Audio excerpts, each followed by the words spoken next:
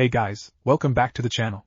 This is a story about what if Naruto uses kurama chakra mode in Chunin exams. Before I start, please support for more amazing content, and do consider subscribing to my channel and share this video with your friends. This is written by okmangeez and link in description and support writer.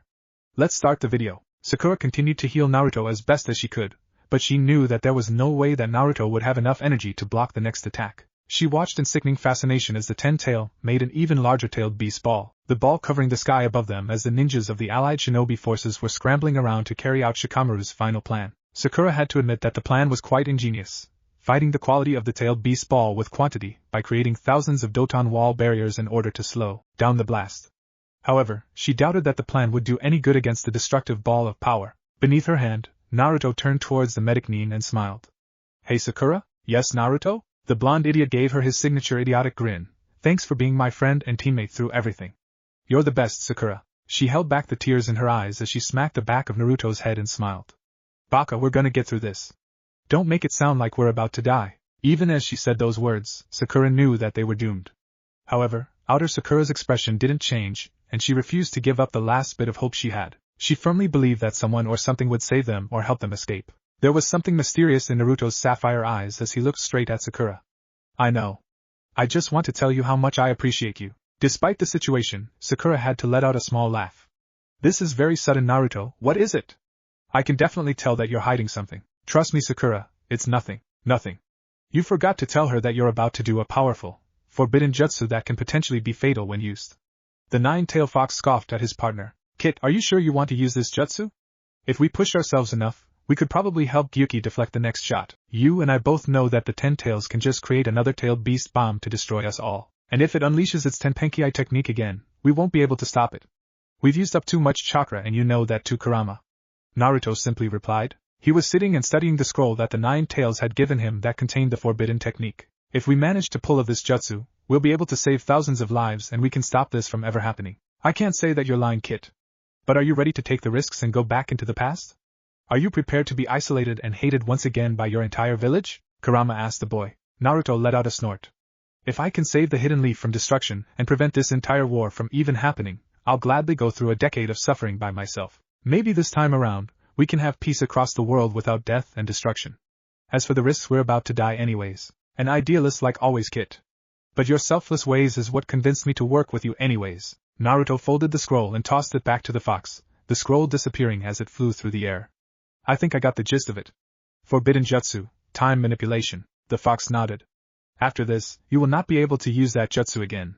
You have only one shot to change the past. I'll also remind you again that though your memories and spiritual energy will be transported back, your physical body and chakra system will still be out of shape and young. You won't be able to use the Rasengan or any of your very powerful jutsu right away, but it will be easier for you to relearn them. After hearing this, Naruto groaned.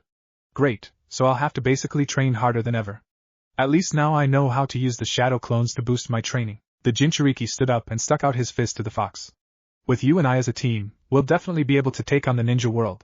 Believe it! A small chuckle came out of the fox's mouth as he gave a smirk to his comrade and prison guard. Of course, Kit. I'll help you every step of the way. But before we actually carry out the jutsu, I'll like to tell you something about the jutsu. Naruto titled his head. Like what? You can bring back one person with you on this journey. The person that comes back with you will also return to their younger bodies at exactly the same time you do. Do you want to bring someone with you back to the past? I'm sure that your pink-haired friend would be. No, Kurama. Naruto abruptly said. I don't want anyone else to be burdened by this. But Kit, if she came with you, she could help you on your journey. Besides, you're the one that said that your comrades have made you stronger. I'll just help her and Sasuke grow faster. I don't want her or anyone else going back into the past knowing that if they failed, the world would end. That is a burden for me and me alone. Selfless. Maybe a little too selfless. The fox grimaced. Alright, Kit. Let's do this. Sakura was surprised when she saw Naruto weaving his hand to make hand seals. Naruto, your chakra is exhausted and your body is physically weak. You're in no shape to use another jutsu. Don't worry, Sakura. Naruto gave her a small, weak smile.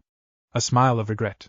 This jutsu will be the final jutsu I use. What the hell are you saying, Baka? Sakura said. Already, she was preparing to hold him down so he wouldn't do anything stupid. He stared at her before he looked down to focus on his work. It's a secret jutsu that'll set everything right. She was tempted to stop him as he continued, but couldn't find herself the will to stop him. Something in his voice told her that he wasn't going to do anything stupid, which was a surprise since he always did something stupid. There was a moment of silence between them as Naruto continued to make the hand seals and Sakura continued to heal him with the remainder of her chakra. However, that moment was shattered as Sakura looked up and saw that the tailed beast ball was released towards them. Sakura prayed in the back of her mind that the kami would spare her and her friends, but her prayers went unanswered as the ball came closer and closer to them. Thousands of walls were erected to slow down the ball, but Sakura could see that the walls were being shattered faster than they were being made. She reached out to her teammate and friend and placed her hand on his shoulder. Sakura-chan, I need you to back up for a moment. I need to do something. Naruto muttered. Nodding, Sakura stepped back away from her teammate. It was at this moment that Naruto completed his hand seals and slammed his fist into the ground.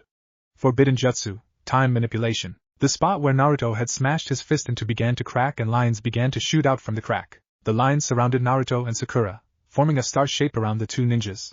The wind began to whirl and make shrieking noises as the lines began to glow. Time manipulation? Is this some sort of time travel jutsu? Sakura shouted over the powerful winds. The other ninjas were too distracted on building Doton wall barriers to notice that Naruto was doing something strange. Naruto gave his trademark thumbs up to his teammate. Yep. Don't worry about me, Sakura. I'll change the future for the better. I'll make sure that everyone is safe and that this never happens. If she could have punched the blonde, she would have. But the winds were slowly pushing her away from him. Baka. Idiot. If you're going to go to the past, at least take me with you. I can't let you, Sakura. I can't let you carry the weight of the world on your shoulders. This is something I need to carry by myself, and if I go into the past, you won't even remember this anyways. Sakura couldn't believe what she had just heard and hoped that she heard him wrong due to the winds. Looking at his facial expression told the entire story, but even then she couldn't allow this to happen. We're a team. Even if Naruto doesn't want me to go, I'm going with him. Besides, who else would look after that idiot? Using the last of her strength, she pushed against the wind and walked towards her teammate. In front of her, she could see the tailed beast ball coming closer and closer as the bee was unable to deflect the ball away from the allied forces. Gritting her teeth, she hurled herself towards Naruto and grabbed him by the shoulder at the last second. The entire world was suddenly lit up by the tailed beast ball, and the two teammates closed their eyes from the flash. When they opened their eyes, they weren't dead, but in a different place. Naruto Uzumaki woke up to the sun glaring down onto his face. Immediately, he sat straight up and looked out his window. Instead of a Konoha being reconstructed, the Konoha in front of him was completely intact. At the sight of this, Naruto opened his window and let out a loud yell of joy, prompting some neighbors and civilians on the streets to glare at him. To double-check, Naruto ran to his closet and checked his physical appearance on the mirror. He was at least half a foot shorter and looked physically weaker than before. Looks like we've succeeded, Kurama. Naruto said to the fox. We're back in the past. You'll need to figure out just what time period you're in currently. For all you know, Sasuke could have already left and you're about to leave on your training trip with that old pervert. A small smile crept onto Naruto's face. Ero-sanin. He's still alive. And this time, he'll stay alive. I don't know for sure, but I guess I'll head down to the academy first and go on from there. He opened his refrigerator in order to eat some breakfast, and was met with the rotten smell. Pinching his nose, he pulled out the only thing in the refrigerator other than some bread. Sour milk. Why does this seem so familiar? Naruto slammed his fist into his palm in realization. Right. The day that I became part of Team 7, I had that stupid expired milk and bread for breakfast since that was all that was left in the refrigerator. Funny how you managed to figure out what day is today just by that. You could have just looked at the calendar and checked the date. Kurama mused. Thanks for telling me now, Kurama. Naruto grumbled. Shaking his head, Naruto threw out the milk and chewed on some of the bread. I really need to shop for better food to fill up my refrigerator. Last thing I want is diarrhea again. Sakura. Wake up and eat your breakfast. You're gonna be late on your first day. Sakura Haruno rubbed her eyes and yawned. She looked around and froze once realized that she was in her room, in her own bed. Which should have been impossible because her house and her room were blown up when Pain attacked the Hidden Leaf village unless I'm back in the past. Sakura said to herself. So the idiot did send us back into the past, or at least tried to send himself into the past. I grabbed him hoping that I would be sent back also. She recalled the last few moments before the blinding light and clenched her fist. That idiot, trying to come back into the past by himself, and doing everything himself. I'm going to punch that baka the next time I see him. After throwing off her covers and jumping off the bed, she walked into the bathroom to wash up. In doing so, she came face to face with a much younger version of herself in the mirror. Yep, definitely in the past. Sakura washed up quickly and made her way downstairs, nearly running into her mother in the kitchen. Sakura. I know you're excited for your first day as a ninja, but you should be careful a bit. Mabuki Haruno scolded her daughter. You almost made me drop the miso soup. Sorry, Mom. The young Sakura sheepishly replied. But first day as a ninja? Mabuki rolled her eyes at her daughter. Your first day as a genin. You were all excited about it yesterday, telling me how you passed that entrance exam. You were also gushing on and on about that Uchiha boy and how you're confident you'll be teamed with him and win him over. Hearing those words made Sakura turn tomato red. God, my younger self was such a fangirl. Do you know when I have to get to the academy by? Her mother glanced at the clock. Around 15 minutes? Sakura rushed to the dining table and shoveled food into her mouth with only one thought running through her head. That idiot is going to have a hole in his head after I'm done with him. Not knowing that Sakura was also in the past with him, Naruto walked into the classroom carefree and lighthearted. After finding out that he woke up a little early, Naruto decided to change up his uniform a bit to look less colorful. His new outfit consisted of a black jacket with some orange on the sleeves with black shorts, similar to what Sasuke had worn during the Chunin exams. He also had the Uzumaki symbol on the back of his jacket. He earned a few stares due to his new clothes, but Naruto didn't mind as he strolled down the aisle to take a seat. He took a seat right next to Sasuke, grinning at the raven-haired boy. The last Uchiha only stared at him strangely and turned away to look outside the window as usual. Naruto silently thought into his mind. Look! He's a kid now. You're also 12, so you're also a kid, Kurama snorted in Naruto's mind. Right, but I have the memories and experience of a 17-year-old. Naruto shot back. Now I need to think of a way to prevent him from leaving the village and getting the Avenger mode out of his head. Naruto! The blonde ninja turned towards the voice to see his favorite, and only, pink-haired ninja, though he was full aware that she didn't think too highly of him until after the Land of Waves mission. Oh hey Sakura-chan, I'll move aside since you probably want to sit next to Sasu. His words were cut short as the pink-haired girl punched him squarely in the face. Shinaro! All the other genins watched in awe as a yellow and black blur shot out of the classroom, broke through the window, and landed at the front of the academy's entrance. Sakura still had steam rising from her hands as she stared at her handiwork. Okay, maybe I went a little too overboard. She looked around and when she realized that everyone was staring at her, she took a seat next to Sasuke and kept her head down. Though, she managed to make eye contact with the young Uchiha. Sasuke stared at Sakura as he picked the pieces of glass out of his hair and clothes. However, his usual gaze of annoyance to the fangirl was replaced with a slight hint of approval. Sakura thought that she would feel glad and relieved at seeing him again. However, that was all she felt. She didn't feel any love or affection towards her future to-be teammate.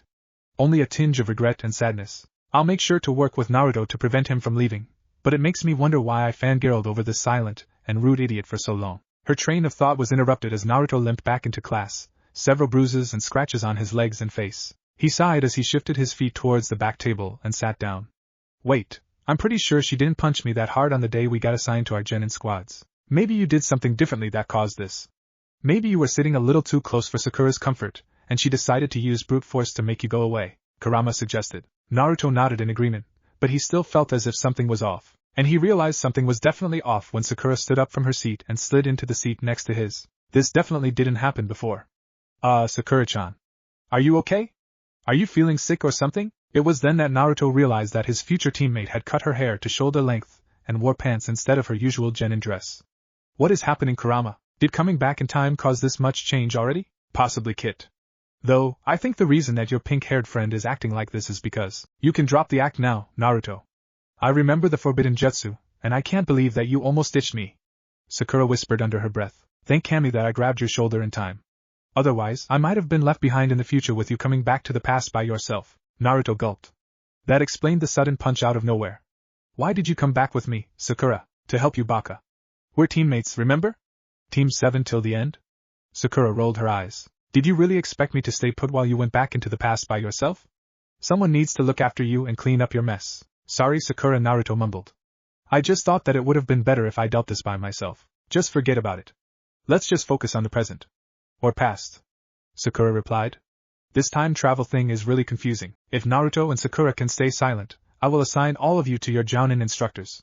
Iruka-sensei shouted in front of the class. This caused a lot of snickering and curious looks toward the two clearly embarrassed students. Good, now I will read out the team numbers, the 3 genin in the team, and the team's Jounin. The sensei began to read the list, announcing all the new teams. Naruto and Sakura already knew the team they would be in, but sat silently and calmly in the back as their names were called. Okay, our next team is Team 7, Haruno Sakura, Uzumaki Naruto, and Uchiha Sasuke. This time around, both Naruto and Sakura didn't cheer as the names were called.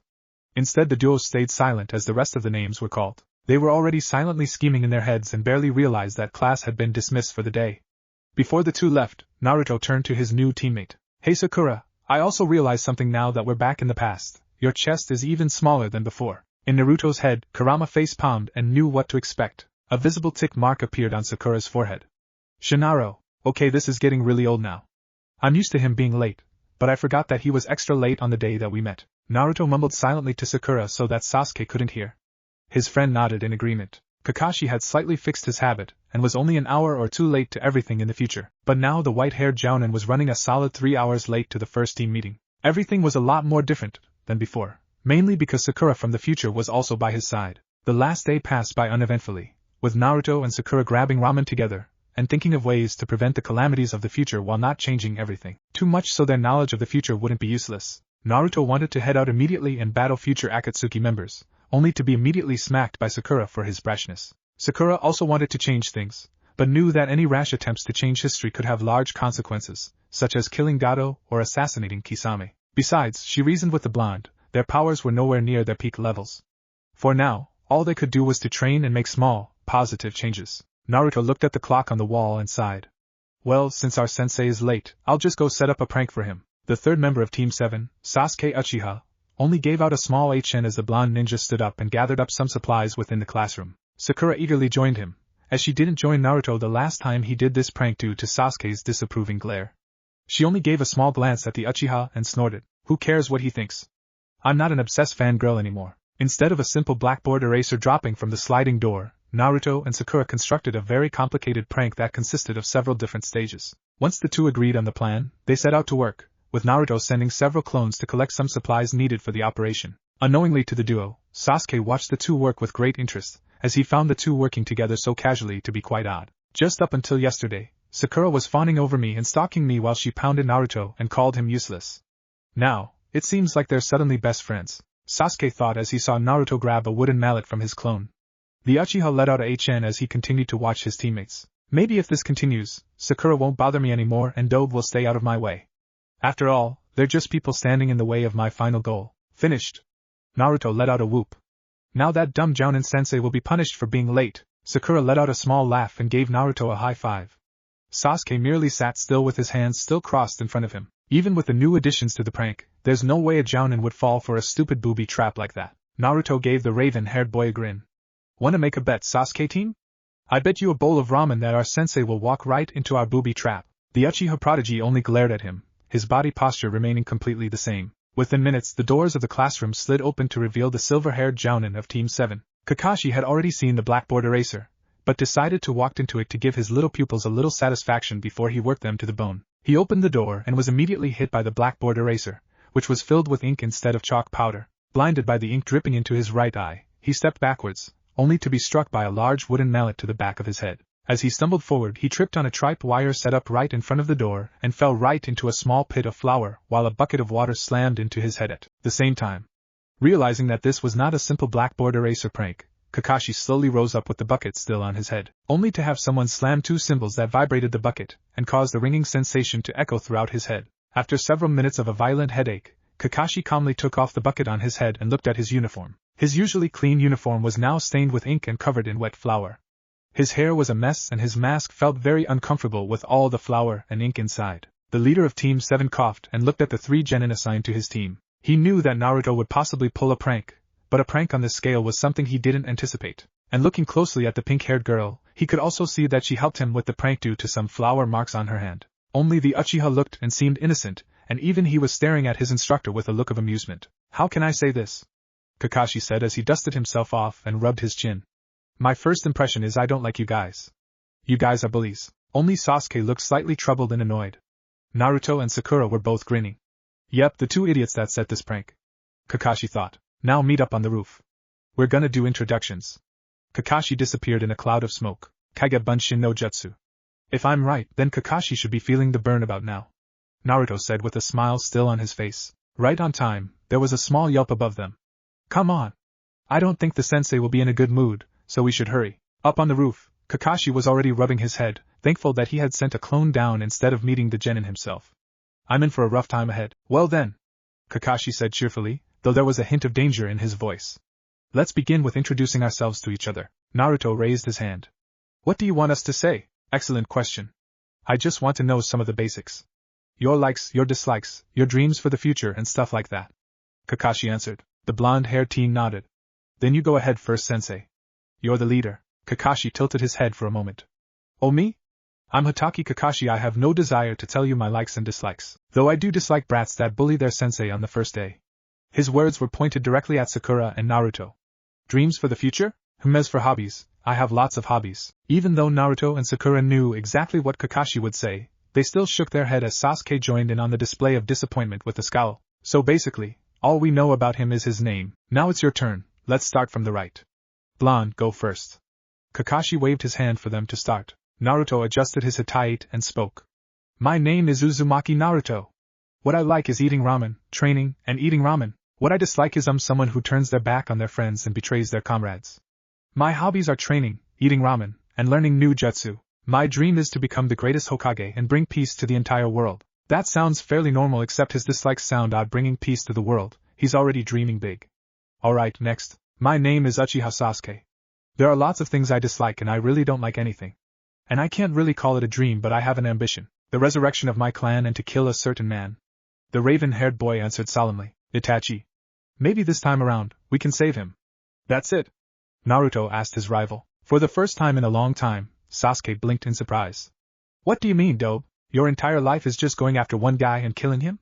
That resurrecting my clan thing sounded pretty cool, but your only other goal is to kill someone? Geez, and what's gonna happen after you kill him? Sasuke actually looked like he was considering what Naruto said as Kakashi raised his hand and silenced them. Naruto, your introduction was only slightly better, but stay silent and wait for everyone to finish. Now let's wrap this up with the girl. My name is Hanuro Sakura. I like a lot of things, but I mainly like to study medical ninjutsu, hang out with friends, and read. I dislike double-crossing traitors that turn their backs on their friends and close ones. I also dislike rude people who disregard others as inferior. My hobbies are studying and training to constantly improve myself. My dream is to one day surpass Tsunade the Sannin as a medic and help build an alliance in which ninjas of all villages can live in peace together. She doesn't sound like the fangirl that people make her out to be. In fact, if anything, she sounds almost like Naruto in a lot of aspects, Kakashi thought in his head. Though, I'm not sure if that's a bad thing. If she actually has goals and dreams instead of being motivated solely by the Uchiha boy, it'll help her improve early on. Alright. That's it for the introductions. Tomorrow, we'll officially start our duties as shinobi of the Hidden Leaf.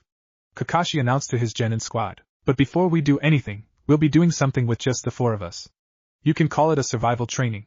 This won't be a normal training. During this training, I will be your opponent. Seeing that the three genin were impassive, Kakashi chuckled a bit to himself. You three look awfully calm even after I told you that you will be facing me during this training. I hope you guys don't freak out when I tell you this, but of the 27 graduates, only 9 will be chosen to become genin.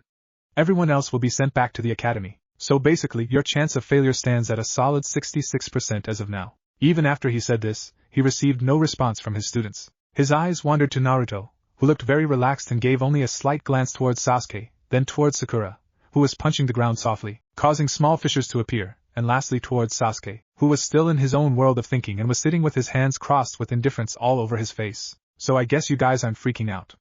I'll have to admit that you're the first team to not freak out after hearing that. Anyways, tomorrow you have to show your real skills on the training ground. Bring all the shinobi tools you have. Make sure to skip breakfast too, you might throw up from the training you'll get tomorrow. Kakashi told the group. I was gonna give you a small brochure to give you a small hint of what's to come tomorrow, but since you set that really mean prank on me, I'll just let you three freak out till tomorrow. Till then, and with a small wave of a hand, he disappeared into a cloud of smoke. Yo Sasuke, wanna grab lunch together and train for tomorrow's survival training? Sakura is coming along too. Naruto asked the Uchiha with his trademark stupid grin. A simple frown and a HN answered the question as Sasuke walked away from the two without even waving goodbye. Naruto scrunched up his face and shook his head. He still has a stick up his ass, the bastard. Sakura gave her teammate a reassuring pat on the shoulder. He'll come around in the future. After all, he hasn't been corrupted by Orochimaru, and he's still redeemable. We just need to figure out a way to break his Avenger mode and convince him that it'll be worthwhile to stay in Konoha with us. You're just being soft on him because you love him. Naruto grumbled. At least our goal of keeping Sasuke in Konoha is easier because he's still here in the village as a shinobi instead of being a missing nin. Do I really still love him? Sakura wondered to herself. It's good seeing him again, but the last few encounters with him weren't exactly pleasant. Besides, even after all those years of chasing him, he showed no signs of returning my feelings or even a hint of returning to Konoha again. I think the best way to keep Sasuke in the village is to become powerful ourselves. If we stay constantly ahead of him and show that we have something to offer and teach him, he won't see as obstacles to his goal and maybe see us as partners. Maybe if we told him the truth about the Uchiha massacre, it'll turn off his Avenger mode and allow him to develop a better goal for himself. Obsession over revenge isn't really healthy for anyone. Naruto hesitantly nodded. I think we should tell Gigi about everything soon. Maybe after we relearn some of our stronger jutsu and after we do the wave mission. It's only after the wave mission that we earn Sasuke's respect and friendship, and he'll be more willing to hear us out after that. Not a bad idea for the dead last. Sakura answered with a grin. Let's grab lunch somewhere other than Ichiraku's ramen and test out our current strengths. We need to prepare ourselves for tomorrow's test. I really want to flatten Kakashi-sensei's face and be part of the first genin team to take a bell from him. The duo laughed as they walked away, not noticing a familiar figure reading an orange book on the side of the academy building. After eating at a small sandwich shop near the outskirts of town, partially due to Naruto's request on avoiding the more populated areas, Sakura and Naruto made their way to the third training ground, where the survival training would be carried out the next day. While Naruto was focusing on remastering the Rasengan, Sakura was doing physical and chakra control exercises. Ack. This is so frustrating. Naruto shrieked as the 29th attempt of a Rasengan dissipated in his hand. I definitely remember how to do it, and can almost feel the jutsu on the tip of my fingers, but I just can't do it. It took you a week to complete the Rasengan last time, didn't it? You should be able to finish it faster this time around since you already know the stuff you need to do to make the Rasengan. Sakura was standing upside down from a tree branch while she practiced her chakra control. Naruto punched a tree, only to find that he wasn't as strong as he was before. He let out a small yelp as his fist began to turn red while the tree trunk was completely intact. I hate this stupid, weak body. I really need to train extra hard, but the bell test is tomorrow, Sakura pouted. You do know that there are other ways of fighting Kakashi, right? Do you remember how we beat him last time? Naruto thought for a second and smiled. Right, I pretended to know the ending of the Ika tactics and forced him to cover his eyes and ears. Do you think it'll actually work this time around? I mean, why not? He won't expect it this time around because we haven't actually done it yet. Besides, we need every edge we get since we don't have our full strengths. I think I should be able to enhance my strength using chakra control, but that's about it. Maybe if we had more time, Sakura told the blonde. The son of the fourth Hokage only grinned. It's fine. It's not like we need to beat Kakashi or get the bells. We just need to have a plan and show teamwork in order to pass. And I think I have a plan that should have Kakashi running for his money. You? With a plan? The world must be ending or this must be a genjutsu. Sakura looked at Naruto incredulously. Ha ha. Hilarious. Naruto replied dryly. The plan should work if I manage to master some lower-ranked jutsu and have Sasuke follow along with the plan. Pulling her close, Naruto began to whisper the plan into her ear, with the pink-haired girl nodding with an approving look. Not bad, Naruto. I think that plan could actually work if everything went well. Well, that's why we're training Sakura-chan. Naruto replied with a smile. We need to be prepared for tomorrow. The two continued to train, with the rest of the training being uneventful. Though, towards the end of the practice, a boy with jet black hair watched carefully as the duo trained intensely. I feel so drained, Naruto complained as he walked down the marketplace with Sakura by his side. I haven't used up this much chakra since, well, the fight against 10 Tails. After training, Naruto mentioned that he needed to go to the marketplace to stock up on some food after encountering an empty refrigerator the day before. Not wanting the blonde to only stock up on ramen, Sakura insisted on going to the marketplace with him so he could buy some healthy and nutritious food. Ramen is nutritious. I mean, I was like pretty much everyone else's height even after eating ramen daily. Naruto whined, only to be punched by Sakura. In order to not draw attention himself or Sakura, Naruto used the Henji no Jutsu to disguise himself as a brown-haired, brown-eyed ninja. He blended in perfectly with the crowd of civilians on a busy weekday night, unlike his normal appearance that distinctively stood out due to his blonde hair. So, what are we even gonna buy, Sakura? I don't have much money since we haven't started missions and ramen is cheap too. That's why I always buy it in bulk. Naruto said. Sakura threw him the look, but it was much softer than usual. So that's why he ate so much ramen when he was younger. He didn't have any money to buy actual food and the habit of eating cheap instant ramen stuck on forever. It's fine, Naruto. I have some allowance money that I can use to help you buy food. It's not like I pay for my own food back at home. You can pay me back after we start doing missions. The disguised brown-haired ninja smiled. Thanks, Sakura.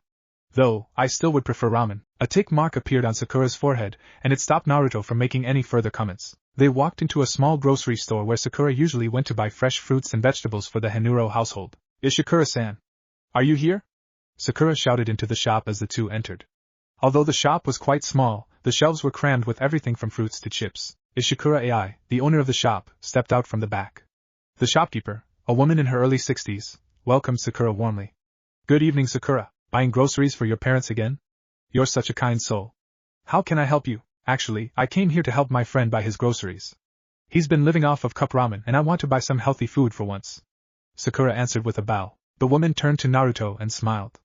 Naruto smiled back, feeling relieved that he wasn't being chased out or yelled at due to his henge that covered his real face. Well, hello, Sakura's friend. What's your name? Naruto hesitated before answering. My name is Nagato.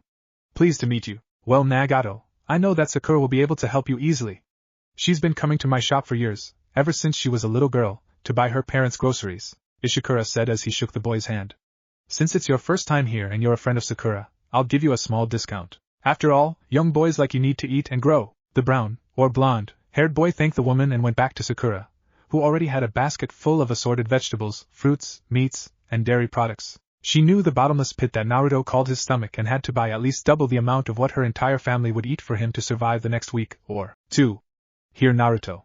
There's a mix of every food class in the basket, enough food to last you a week or two, I think. She handed him a small piece of folded paper. Just make sure to eat the appropriate amount of servings written on the paper each day, and it'll keep you healthy. Naruto nodded, but his eyes still wandered hungrily to the pack of instant ramen on one of the shelves. Sakura-chan, can I just get one pack of instant ramen? Maybe if you do well for a week, Naruto. You can still go to Ichiraku's ramen once a day since they actually make their noodles and use fresh ingredients, but you have to avoid the instant and cup ramen. They have a lot of artificial ingredients. Yeah. I got you, Sakura. I'll eat the food. Naruto took the basket from her and pulled out his wallet. Because I know you're looking out for me. She gave her teammate a small tap on the back of his head and smiled. And maybe after eating healthy for a few months, you'll be finally taller than me and the others. I'm not that small. Naruto went up to the shopkeeper with the basket and wallet in hand. How much for all of this? Ishikura looked over the contents of the basket for a few minutes and calculated the number on a piece of paper. That will be 20,000 ryo with the discount. With a small gulp, Naruto turned towards Sakura. You said I can borrow some money from you, right? I only have 5,000 ryo. I promise I'll pay you back after the first few missions. Thought. The old woman looked at the young ninja. Nagato, do you not have enough money? I apologize, Ishikura-san. Nar Nagato is my teammate, and he's an orphan that lives by himself, so I told him that I'll let him borrow some of my money. Here, I'll pay for him instead. Sakura interjected, already pulling out her wallet. Instead of accepting the money, Ishikura shook her head. No, it's fine, Sakura. Nagato, since you're an orphan and you're living alone, I'll let you have the groceries today for free. But do come back and buy more in the future when you have money. Just keep this a secret. I don't want the villagers to come to my store and ask for free food. That would be terrible for my business. Nagato didn't know what to say. He had never really been treated so nicely before he defeated Pain, in which he earned the respect and trust of the villagers. Thank you, Ishikura-san. I'll definitely pay you back in the future. The old lady laughed as she placed all the items in a bag. That's the spirit. Now run along, you two, and have fun on your date. We're not on a date. Both Naruto and Sakura answered in unison, with their cheeks tinged pink. After leaving the shop, Naruto grabbed the bag and ran off. He still had a slight tinge of pink on his cheek. Bye, Sakura. Thanks for everything today. I'll see you tomorrow. Sakura watched as her teammate ran away. When she was about to walk away herself, she realized that he had dropped his wallet in his haste. Baka always making me look out for him. Naruto arrived back at his apartment and hurried inside. He shoved the food that he had bought, or received, into the refrigerator and immediately went to take a quick shower before continuing with anything else. Within a flash, Naruto washed himself and dried himself with a towel. He slapped on some shorts and undershirt for comfort, and walked back into the kitchen. He looked at the small piece of paper that Sakura had given him and scratched his head. Around 3 servings of grain every meal, which is around 3 slices of bread or a cup of rice, 2 servings of vegetables per meal, which is about 2 cups of vegetables or a full cup of vegetable juice. Naruto rambled on. Damn, this list is long. I didn't know I had to eat so specifically when I agreed to do this. He pulled out some of the food that he bought from the refrigerator and placed it on the counter, only to stare at the food for a solid 5 minutes. Now what? Do I eat these raw or? A knock on the door didn't answer his question, but formed another question in his head. Who would visit me right now? And how do they even know I live here? Naruto peeped out the small fisheye that allowed him to see the person visiting him outside. The person was a pink-haired girl with a red shirt and black shorts. Sakura? What are you doing here? Naruto asked the pink-haired ninja. She rolled her eyes and shoved the wallet into his face. You dropped your wallet, Baka. Do you have to be irresponsible even when you're 17? The undisguised blonde scratched the back of his head. Well, no, I was just in sort of a haste after that Oba-chan said that we were on a date. I didn't want anyone else getting the wrong idea. Sakura sighed at his response. It's fine. It's not even that big of a deal. You didn't need to run away so fast. Besides, it's not like Sasuke is my boyfriend or anything. But you love Sasuke, Sakura, Naruto exclaimed. So it's not a good idea if the villagers started spreading some rumor that you're dating some brown-haired ninja dude. Honestly, Naruto? It doesn't matter. I don't care about that at all. I'll figure out what to do with Sasuke later on. For now, we're all teammates looking out for each other, Sakura replied with a shrug. I probably shouldn't tell him that I'm not really seeing Sasuke the way I used to see him. Naruto nodded, understanding what she said. Before you go, Sakura, can you show me how to make a proper meal? This is kinda new to me, I never really tried it. Sakura stared at the Uzumaki as if he was lying. You can't cook? Like anything? I can cook rice. Naruto defended himself. He often put rice in his ramen to enjoy the soup. And ramen, that's it. You, a possibly S-rank ninja, can't even cook something as simple as eggs or meat? Seeing her teammate from the future shake his head made her face palm. Guess you can't be good at everything. Fine, I'm sure my mom won't mind. You can come over to my house for dinner and learn how to cook some basics by helping her cook. Sakura announced to her teammate. I'm a decent cook, but my mom would probably teach him better. Besides, if he comes, I won't need to help mom cook for today. Really? Then let's leave now. Naruto yelled excitedly, literally dragging Sakura out into the hallways. Shinaro. Sakura punched the blonde as he was hit with a familiar sensation. At least put on some decent clothes. You're literally in your pajamas right now. Wow, so this is your house. It's pretty nice actually. Naruto stared at the comfortable size house in front of him. He had his black jacket and black shorts on, and also carried a small notebook and a pencil. I never visited your house before, even before Pain blew up the village. Inviting you for dinner was the last thing that crossed my mind with all the things that were going down at the time. Sakura shrugged. My dad is a pretty rich merchant, so we have some money. He's off in the land of the wind for some business, so it's only me and my mom in the house right now. He nodded as the duo stepped inside. Mom, I'm home. I brought a friend with me too. Mabuki Hanuro peeked out the opening into the kitchen. Oh. It's a boy. She scurried over to Naruto to shake his hand. You must be Sasuke Uchiha that Sakura always talk about. I'm Mabuki, pleased to meet you. Before Naruto could say anything, Sakura stepped in. Mom, this guy isn't Sasuke. He's one of my teammates. His name is Naruto. Naruto Uzumaki. The friendliness in Mabuki's eyes didn't die as she patted the boy's head. Even so, he's pretty cute. Are you going after multiple guys at once now, Sakura? Sakura looked flustered. Mom. I brought Naruto over so he can learn to cook and eat dinner with us. He's not my boyfriend or anything. Ah, I see. A hint of disappointment flashed in Mabuki's eyes. Well then, Naruto. What would you like to learn? She guided Naruto to the kitchen while Sakura went upstairs to her room. Why has everyone assumed that I'm dating Naruto for the past 2 days? Dunno, because you two suddenly became super friendly with each other out of nowhere? Someone in her head answered. I mean, it's not unreasonable. You've been acting close with him all the time. Sakura froze for a moment. Inner Sakura? Why are you back? That's my question to you. I don't exist unless you will me to. I haven't heard your voice in forever and I didn't hear your voice when I came back. Why are you appearing back in my life right now? Like I said, I don't know. Maybe it's because of the time travel. Maybe it's because you have issues to settle. The only daughter of the Hanuro family groaned. Great, I already have a lot of things running through my head. You don't need to in my head also. I'm your inner self that you refuse to reveal.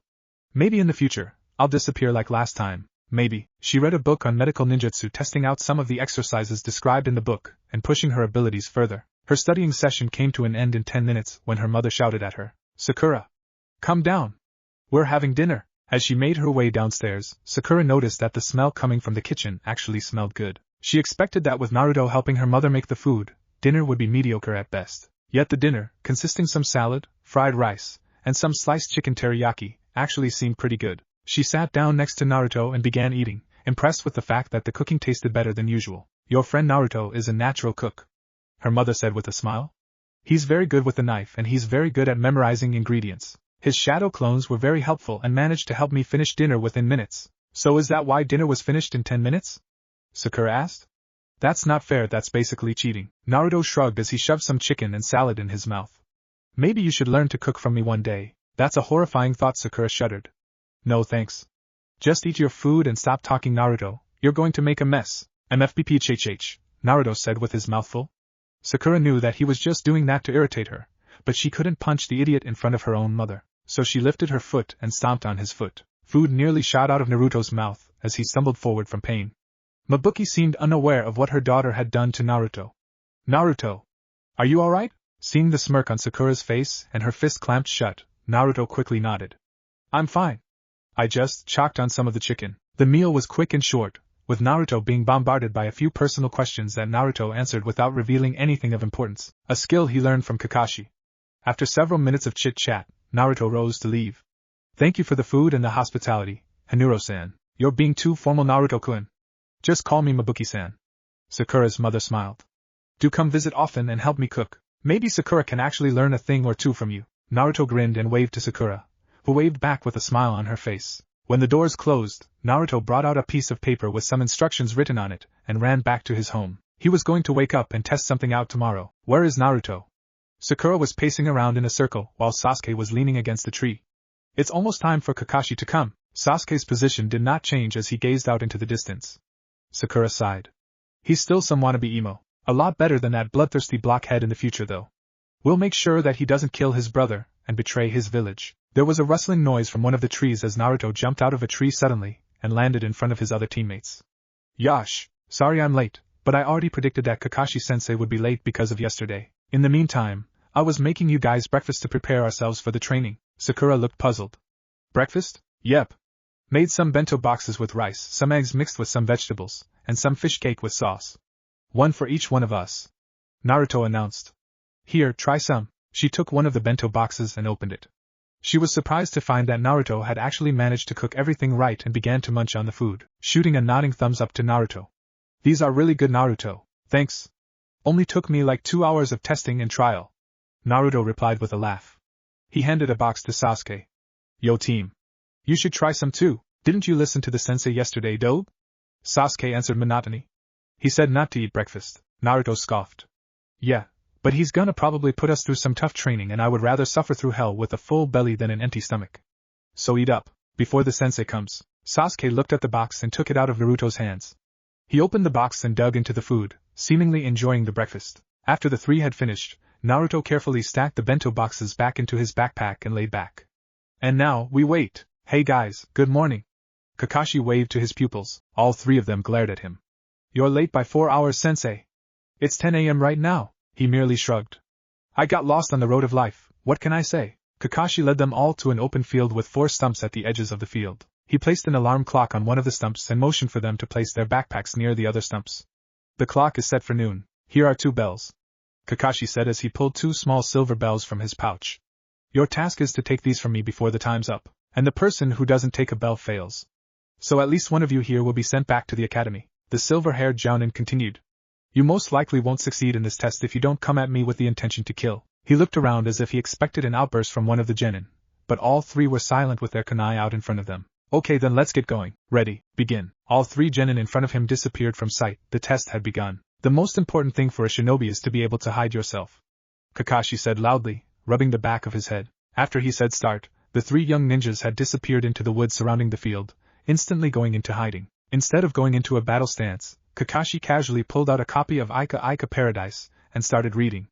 After a few minutes of silence, Kakashi nodded. Interesting. I would have thought that Naruto would have came out screaming. I'm quite impressed. Seems like he's not totally immature and useless. Kakashi had already pinned the location of the 3 genin, but didn't know that they were all shadow clones of Naruto. The real 3 members of Team 7 were deeper in the woods, with Sakura and Naruto forcefully dragging Sasuke along. Let me go, dope! Sasuke yelled as 2 Naruto clones dragged him next to the other 2 members of Team 7. We're supposed to fight Kakashi and take the bells from him, not retreat and waste time. Sakura gave Sasuke the same treatment she usually gave Naruto, a small thump to the head. Although Naruto was used to it, Sasuke didn't expect a punch and wasn't used to being thumped by a fangirl. She gave the rookie of the year a glare. Shut up, Sasuke. We need to make a plan if we want to beat Kakashi-sensei. He's a jounin. Do you think it'll be that easy to take the bells from him? The Uchiha gave her a dubious look. What are you suggesting? She means that this test isn't a test of individual skill, but teamwork. Naruto explained to Sasuke. Think about it. We're 3 fresh idiots out of the academy. Do you really think that he'll expect us to beat him? Honestly, if he really tried, he could probably kill all 3 of us with ease. Reflecting on those words, Sasuke grimly nodded. Since when did you start making so much sense, dope? I'll prove today that I'm not a dead last anymore, team. Naruto growled. Now is not exactly the time to fight you two. Sakura rotated her wrist, thrusting out her hand menacingly. Naruto and I have already made a plan to fight Kakashi, but we need to know what your skills are. Sasuke's brows arched in curiosity as he stared at the blonde ninja and the pink-haired ninja. So the dead last and the fangirl made a plan? Normally, I wouldn't exactly trust you two to do anything and go ahead to fight Kakashi by myself. But I caught a glimpse of you two training yesterday, and I'm guessing you two are actually taking this seriously. I'm a good taijutsu fighter, I can break basic genjutsu, and I know a variety of katan jutsu. My strongest jutsu would be the Gokaki no Jutsu, the Great Fireball Jutsu, Sasuke listed. Sakura already knew this, but she wanted to make it look like she didn't have any prior knowledge of his skills because she wasn't a stalker. Or at least she wasn't anymore. I have a plan that should be able to show our teamwork to Kakashi and to grab the bells to impress him further. I have no guarantees it'll work, but it should at least give an impression that we're all working together. Naruto, how long till your shadow clones disperse? Naruto scratched his head. They'll be able to go for a long time and take a hit or two because I put extra chakra in them, but Kakashi will definitely become suspicious in like 10 to 20 minutes if we don't act. The pink-haired ninja nodded. Alright, I'll give you a basic rundown of our abilities so you also have a basic idea of what we can do. If the plan goes wrong or we have to improvise, you can call us out if you see an opening and we'll help you out. The raven-haired boy looked reluctant, but didn't object as Sakura began to call out their abilities. I have really good strength, enough to shatter boulders, trees, and create fissures in the ground. I can also use basic medical ninjutsu to heal cuts and bruises. I'm also decent at genjutsu, though I don't have much practice in that. I'm pretty strong at taijutsu and I have a lot of chakra. I can literally create thousands of solid clones if I wants to. I can also use a couple of futon jutsu, Naruto listed after Sakura. Sasuke was slightly impressed at the two. The fangirl could apparently use medical ninjutsu, a very difficult field to master, and the class idiot apparently was a wind user and had a large storage of chakra. Now that we explained everything, here's the brief rundown of the plan. So, you finally decide to show yourself? Kakashi said without looking up from his book. I was impressed that you stayed hidden for so long, but I should have known that you would come out by yourself. Naruto gave his trademark grin to the sensei. I might not be powerful like you, sensei, but I have plenty of tricks up my sleeve. I'll make sure to defeat you and take those bells. The silver-haired ninja shook his head. Go ahead, Naruto. I'll let you attack me first. Will do, sensei. Naruto yelled as he rushed forward with his arms swinging wildly. He brought his right arm forward as he attempted to punch Kakashi in the face, only for the sensei to duck the punch. Pretending to be frustrated, Naruto gritted his teeth and brought out his left leg to kick the squatting Jounin. Despite his rather decent speed, the Jounin easily dodged the kick and ended up behind the blonde. A shinobi isn't supposed to get caught from behind, Baka, Kakashi said with a smile under his mask. His eyes twinkled as he shouted loudly. Hidden Leaf Ancient Taijutsu Supreme Technique.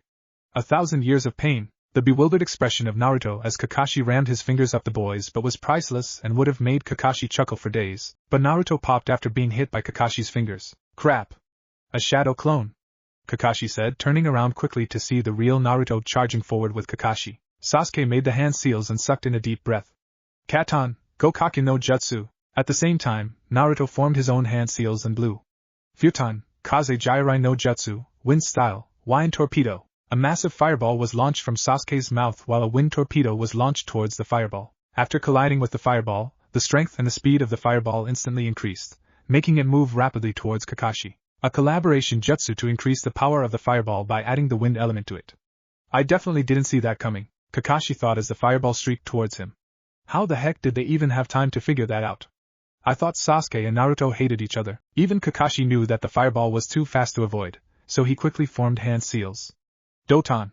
Shinjuzanshu no Jutsu, Earth Style, Inner Decapitation. The fireball smashed into the ground where he was standing right as he ducked into the ground below. The fireball itself created a large crater, and he quickly burrowed himself underground and traveled towards the two unsuspecting genin, or so Kakashi thought. Right after using the jutsu, Naruto had closed his eyes and began to use his enhanced senses to detect Kakashi. Sasuke turned to the ninja and looked at him oddly. Are you falling asleep in battle, Dobe? No. Kakashi-sensei is a jounin. He most likely avoided that attack, even though the collaboration jutsu was extremely fast and powerful. I'm sensing him right now and trying to find where he is so we don't get ambushed. Naruto replied. Kurama, I'm gonna need your help on this. You got it, Kit? Kurama replied. I'll give you just a hint of my chakra to enhance your senses for the time being. After a few seconds, Naruto opened his eyes and yelled towards the forest. Now Sakura, Shinaro. A pink blur emerged from the forest. Sakura focused her chakra into her right hand and quickly released the chakra that was collected into her fist onto the ground. Despite the fact that her physical body was not as strong as it was before, her chakra control was still decent, and her prior knowledge of directing chakra to her fists allowed her to shatter the ground 20 feet radius around the epicenter. Team 7 jumped away from the ground as fissures appeared on the ground. And out from the fissure came out Kakashi, who looked rather battered from the blast. So they used that collaboration jutsu to force me to run away, and they prepared to counter me from every potential angle when I attacked again, forcing me to come out from my hiding. Using Sakura's monstrous strength, they were able to counter my Doton jutsu with ease. Kakashi thought as he dusted himself off. Impressive, my. I'm quite surprised that the three of you are working well together. But you now have 30 minutes until the test is over. If you don't take the bells, you fail, Kakashi told the team without pulling out his book. It seemed like his pupils were putting together a valiant effort, so it was time for him to step it up also. Naruto stepped forward in front of the other two with a mischievous grin. So, sensei, I saw that you were reading the Ika Ika Paradise book. While I was passing by a small bookstore in the marketplace, I managed to grab a copy and read the ending of the book since all the male teachers seemed to be engrossed in the book. Wanna hear it? It's pretty juicy actually. Kakashi's single eye widened. No! Don't tell me. So basically, in the end, the main character Naruto began to say. In a flash, Kakashi covered his ears as he shook his head. I must not know. Now, Sasuke and Sakura. Sasuke and Sakura rushed forward, with Sasuke taking the lead. He slammed into Kakashi, only to find himself attacking a log. Kawarimi no jutsu. Sakura simply said. Naruto, can you sense him? Naruto closed his eyes and focused again. Coming behind you too. In a blink of an eye, Kakashi appeared behind Sakura and Sasuke, blocking their view of Naruto. Guess I'll have to actually try harder then. You guys are getting really creative. As he was preparing his hand to use a jutsu, a pair of hands shot out of the ground and grabbed the Jounin's feet. Naruto grinned and yelled.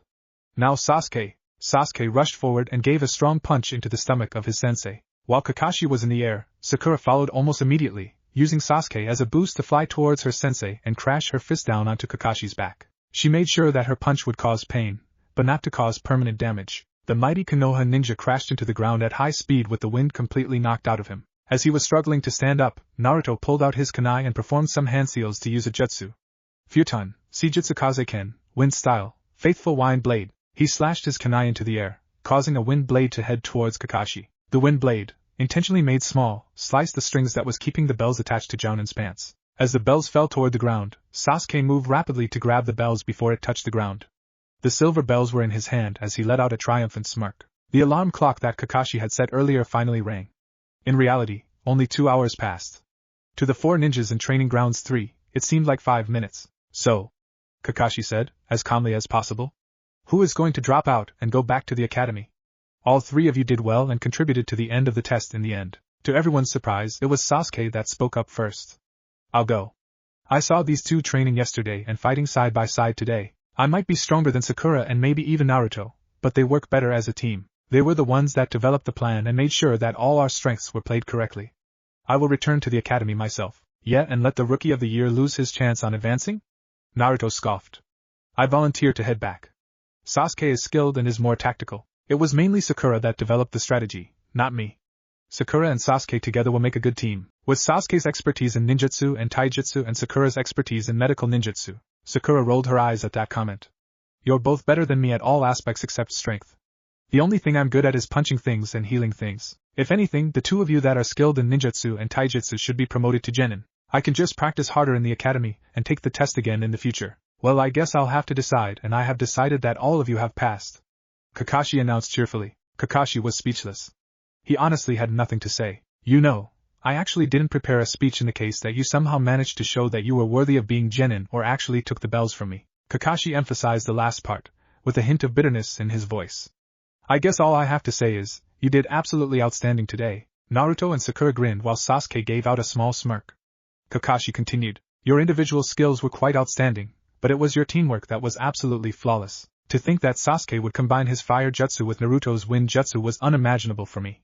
Both of you have rather powerful ninjutsu skills for your age. It also seems like Naruto had enhanced senses and was able to warn you two accordingly to react quickly and to avoid my ambushes. Sakura's strength managed to force me out of the ground and knock the finishing blow in the end, which Sasuke helped in by engaging in taijutsu first to create an opening. To see that all 3 of you were playing off each other's strengths and covering any potential weaknesses, your plan was executed flawlessly. I do have to give you credit, Naruto. Your distraction using the Ika Paradise as bait worked quite well and I reacted without even thinking. Perhaps if we take the test next time, I won't hold back as much and will only read books that I've already finished during the test. It's really funny, because you 3 were supposed to be the most dysfunctional group in all of history, the loud dead last, the fangirl that's obsessed with the self-centered emo, and the self-centered emo. Yet you 3 defied all expectations and became the first group ever to pass my test, and only the second group to ever actually take the bells. This test has actually been passed down from the 3rd Hokage himself.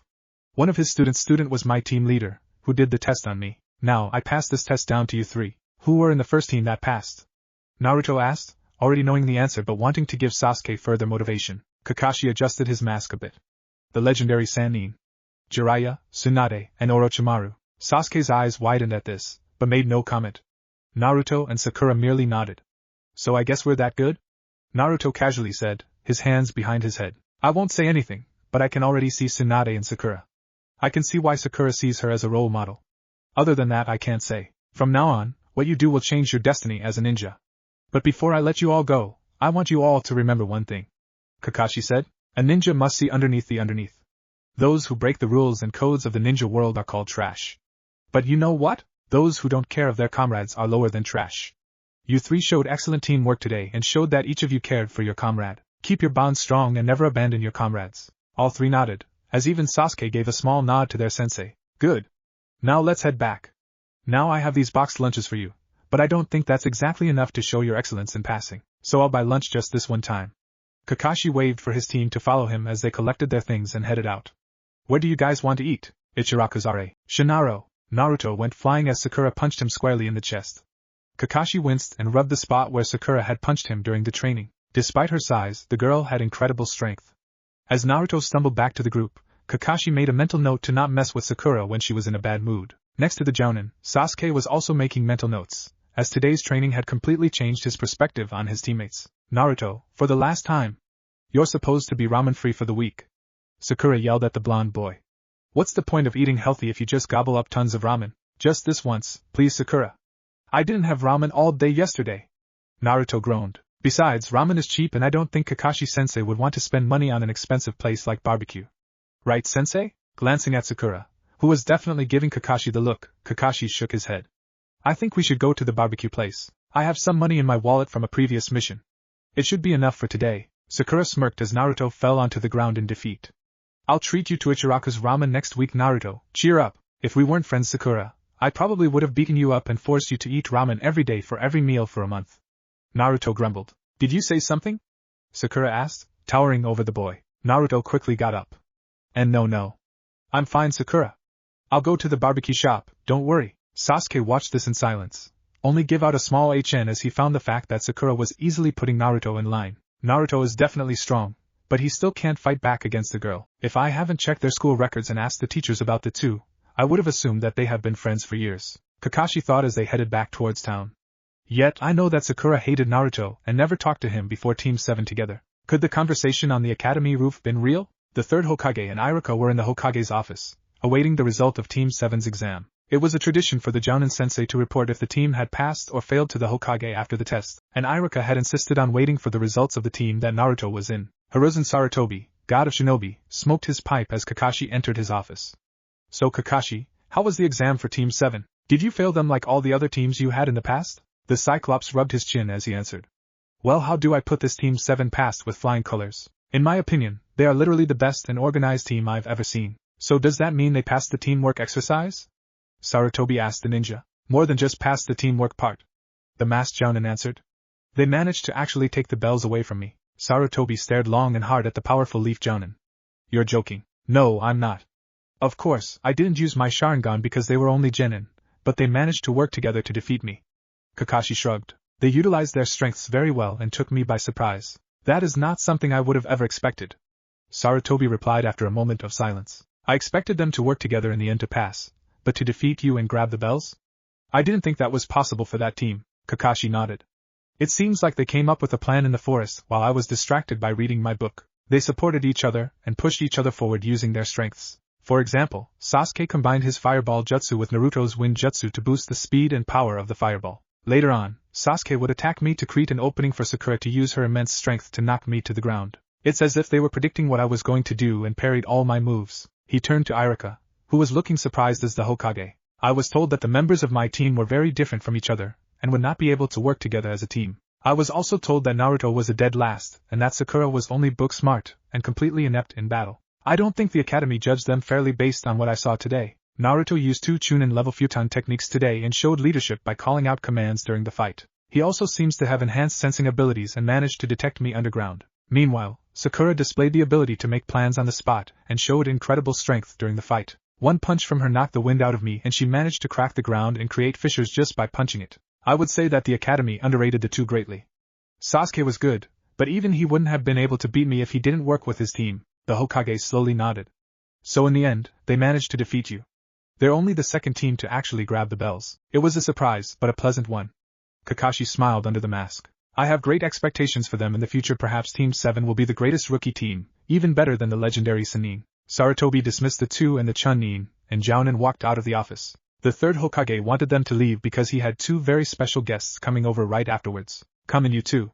And I believe you should have an explanation on what happened today? Lord Third coughed. Not that I doubted your skills, Naruto. The door opened to reveal 2 grinning genin, Naruto and Sakura. They closed the doors behind them and greeted the Hokage. Naruto messed with his headband as he grinned at the old man. Gigi, I'm really glad to see you. Before I say what I need to say, can you possibly tell your ANBU guards to leave and have a silencing seal placed on the room? The leader of Konoha raised his hand. Immediately, 3 people that were guarding the Hokage disappeared out of the room while the Hokage's secretary placed a silencing seal over the room. This must be quite important, Naruto. What exactly do you have to tell me? Naruto glanced over at Sakura and the pink-haired girl nodded in reply. Sakura and I we're from the future. Oh? Sarutobi looked at the 2 curiously. From the future? You might not believe it, Gigi, but our minds are from 5 years into the future. I used the forbidden time manipulation jutsu only known to the tailed beasts in order to come back because my friends and I were about to die. My goal was to change the future enough to prevent the 4th Shinobi World War and save thousands of lives. Naruto explained. You see, in 5 years, Uchiha Madara will use this guy named Tobi, or Obito Uchiha, in order to start a war against the entire Shinobi world. He and the Akatsuki managed to seal 7 of the 9-tailed beasts in order to create the 10 tails and declared war in order to get the last 2-tailed beasts, which happened to be in this ninja named B from the Hidden Cloud and me. We fought Obito's forces, but he managed to revive the 10 tails and destroyed our forces. Right before I was transported back, the 10 tails was using a tailed beast ball to destroy the remaining members of the allied Shinobi forces. Since it was a life and death situation, Kurama agreed to teach me the jutsu and send me back. While I was using the jutsu to come back in time, Sakura jumped in and was transported with me, so now the 2 of us are here with all our memories from the future. Shocked from the explanation, the Hokage sat down in his chair heavily. That is quite a tale, Naruto. So you're telling me that another worldwide shinobi war will break out, that Uchiha Madara is somehow alive, that Obito, who died on a mission as Kakashi's teammate, is still alive, and that this group called the Akatsuki will go around collecting tailed beasts from Jinchuriki. It's quite hard to swallow, if you can look at it from my point of view. I don't have solid proof with me right now, Gigi. Naruto admitted. When I came back with Sakura, only my mind and my spiritual energy came back. But I can show you this. Naruto closed his eyes and reached out into the back of his mind. Kurama? I can maintain the Kurama 9 Tails chakra mode, right? You can, but only for a couple of minutes, Kit. Kurama said. Since it's a demonstration, you should be fine. Good. Then I'll borrow your chakra. Naruto thought. Almost immediately, Naruto's body began to glow. His body was suddenly covered in orange chakra and created a cloak made from pure chakra. His whiskers became black stripes on his cheeks and black lines appeared on his arms and legs. This is my 9 Tails chakra mode. Naruto explained to the Hokage, who was visibly surprised and disturbed. I can completely control the fox and communicate with him. This is one of the cloaks I can use with the 9 Tails chakra. If I wanted to, I can also make a tail beast ball with my hands right now, but that's probably not a good idea. You can talk to the 9 Tails and control its power? Sarutobi asked, shocked at the revelation. I can control his power. Naruto answered. It's a long story, but Kurama, the 9 Tails, decided to become my comrade and friend after seeing my selfless actions during my entire life. He was the one who allowed me to use the forbidden jutsu to come back. We're equal partners. And I think I can show you one additional thing for you to be convinced. The blonde ninja focused his chakra into his right hand. The air began to swirl as Naruto felt a familiar sensation tickle his hand and fingers. Within moments, the wind began to pick up and a visible ball of wind and chakra was formed in the boy's hand. Rasengan. My dad's, who happened to be the 4th Hokage's very own jutsu. I can only do it in the 9 Tails chakra mode because my body is still trying to relearn everything. I should be able to do it normally after a day or 2 though. I can also do this. Naruto held up the Rasengan and closed his eyes. The orb in his hand began to glow again and grew out 4 large points around the central orb. Futon Rasen Shuriken. I managed to complete the jutsu that my dad failed to complete. I can do Sage mode too, but I can't do it while having my 9 Tails chakra mode activated. The old man's eyes widened as he stared at the jutsu in the boy's hand. Minato, your son has completed your jutsu at such a young age. Naruto deactivated his cloak and the Rasen Shuriken and settled down to become his normal self. Listen, Gigi. I know this is hard to believe, but you need to believe us. We came back in time to prevent war and disaster. Already, we're attempting to prevent some events from playing out so Konoha as a whole becomes strong enough to defend itself from the threats later on. Such as? Sarutobi asked, now drawn in by the idea of time travel. Sasuke. In our future, Sasuke defects from the Hidden Leaf and joins Orochimaru in order to gain power to kill his brother. He eventually does kill Itachi, but he also learns from Tobi that his brother was forced to assassinate the leaders of the Uchiha clan. This drives him to destroy the Hidden Leaf, and before our final battle, I heard that he was still deciding whether saving the world or destroying the leaf was more important, Naruto said. If we could prevent him from becoming a full Avenger and teaching him to become powerful here, we might be able to prevent him from leaving Konoha and save him from his desire for vengeance. The Hokage nodded. I understand where you're coming from, Naruto. So far, you've made little changes in order to nudge Uchiha Sasuke into the right direction, but I'm assuming you're telling me all this because you need my help? This time, it was Sakura that started to talk. Hokage-sama, we definitely need your help. Some of the things we need to do are no small matters, and you, as the Hokage, may be able to help us. I'd like to hear the things you have in mind, you too. Please tell me the things you need currently. Sarutobi motioned for them to continue. First off is about Sasuke. Sakura told the leader of the village. I think he should know the truth and the whole truth. That his brother was ordered by the Leaf Village to assassinate the coup leaders and that Uchiha Madara killed the rest of the village in cold blood. Sarutobi remained calm, but the request was a large one. Isn't it possible that Sasuke will want to avenge his brother and betray Konoha earlier? No, because if we tell him of the truth, he'll want to ask his brother himself about the massacre and the truth behind it. Also, by telling him about Uchiha Madara early on, we'll be able to at least mentally and physically prepare Sasuke for the possible fight ahead. It would be a good idea to have him beside us when we do fight him in the end. Sakura answered. By showing him the official mission and telling Sasuke that Itachi left on his own free will to protect the village, Sasuke won't betray the village to get stronger. Besides, we're also here for him as his teammate, and we'll do our best to make sure that he stays with us. I will tell him myself then. Sarupa replied after thinking. Any more requests? We'll need to prepare ourselves for the Chunin exams. Sakura continued on. In the future, it was Orochimaru that attacked the Hidden Leaf during the Chunin exams in order to kill you, Hokage-sama. And also to take Uchiha Sasuke with him. He completed his living corpse reincarnation, which allows him to transfer his soul to another body. He planned to lure Sasuke in by promising him power, and then take over his body when he was ready. He never got to do that in our future, but he did manage to take Sasuke with him with his promises. I believe this time around, we'll be able to prevent Sasuke from leaving, but we should definitely end the Snake Sannin. Give me further details later, and I'll make a plan accordingly. Lord Third promised. Anything else? Naruto edged in. Can you get Sakura a job in the hospital? In the future, she's a really talented medic trained by Tsunade herself, and I think with enough practice, Sakura will have her past skills faster. Naruto.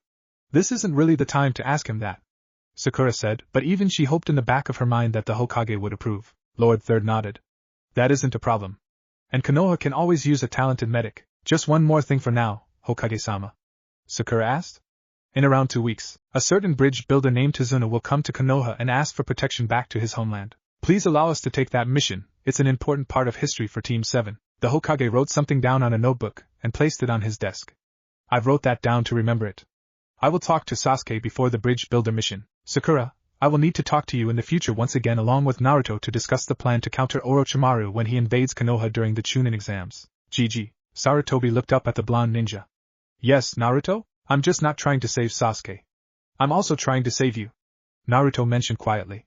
You died during the attack on Konoha. You fought against Orochimaru and the first 2 Hokage, which Orochimaru brought back with his impure world reincarnation jutsu. You sealed the 2 Hokage, but you died after being stabbed by Orochimaru. We have to take this seriously and prepare for everything in order to prevent your death and Sasuke's defection. This was an even bigger surprise from Naruto. Sarutobi had never seen the boy look so sad and mature before. If he hadn't known Naruto, he would have assumed that Naruto was a very young and gifted war-hardened shinobi. His face says it all. He's seen losses in battle already, Sarutobi, as he nodded to the boy. Don't worry. With your foreknowledge, Orochimaru won't be able to kill me at all this time. Or kill me easily. Naruto nodded and hugged the old man, who hugged him back. It's good seeing you again after 5 years, GG. To you, it's been 5 years. To me, I saw you just the other day taking your graduation picture. The two of them laughed at the thought. Naruto and Sakura waved goodbye as they both left. The third Hokage leaned back on his chair, his mind whirling with all the thoughts going through his head. Looks like I'll be extremely busy for the next few months. You know, Sakura, I just realized that I miss Gigi a lot, Naruto said as he finally managed to create a Rasengan without the help of the 9 tails. Being in the past is pretty weird. You see people you know for a fact that died living and walking around like nothing happened. That's because nothing did happen to them, Naruto. Sakura replied.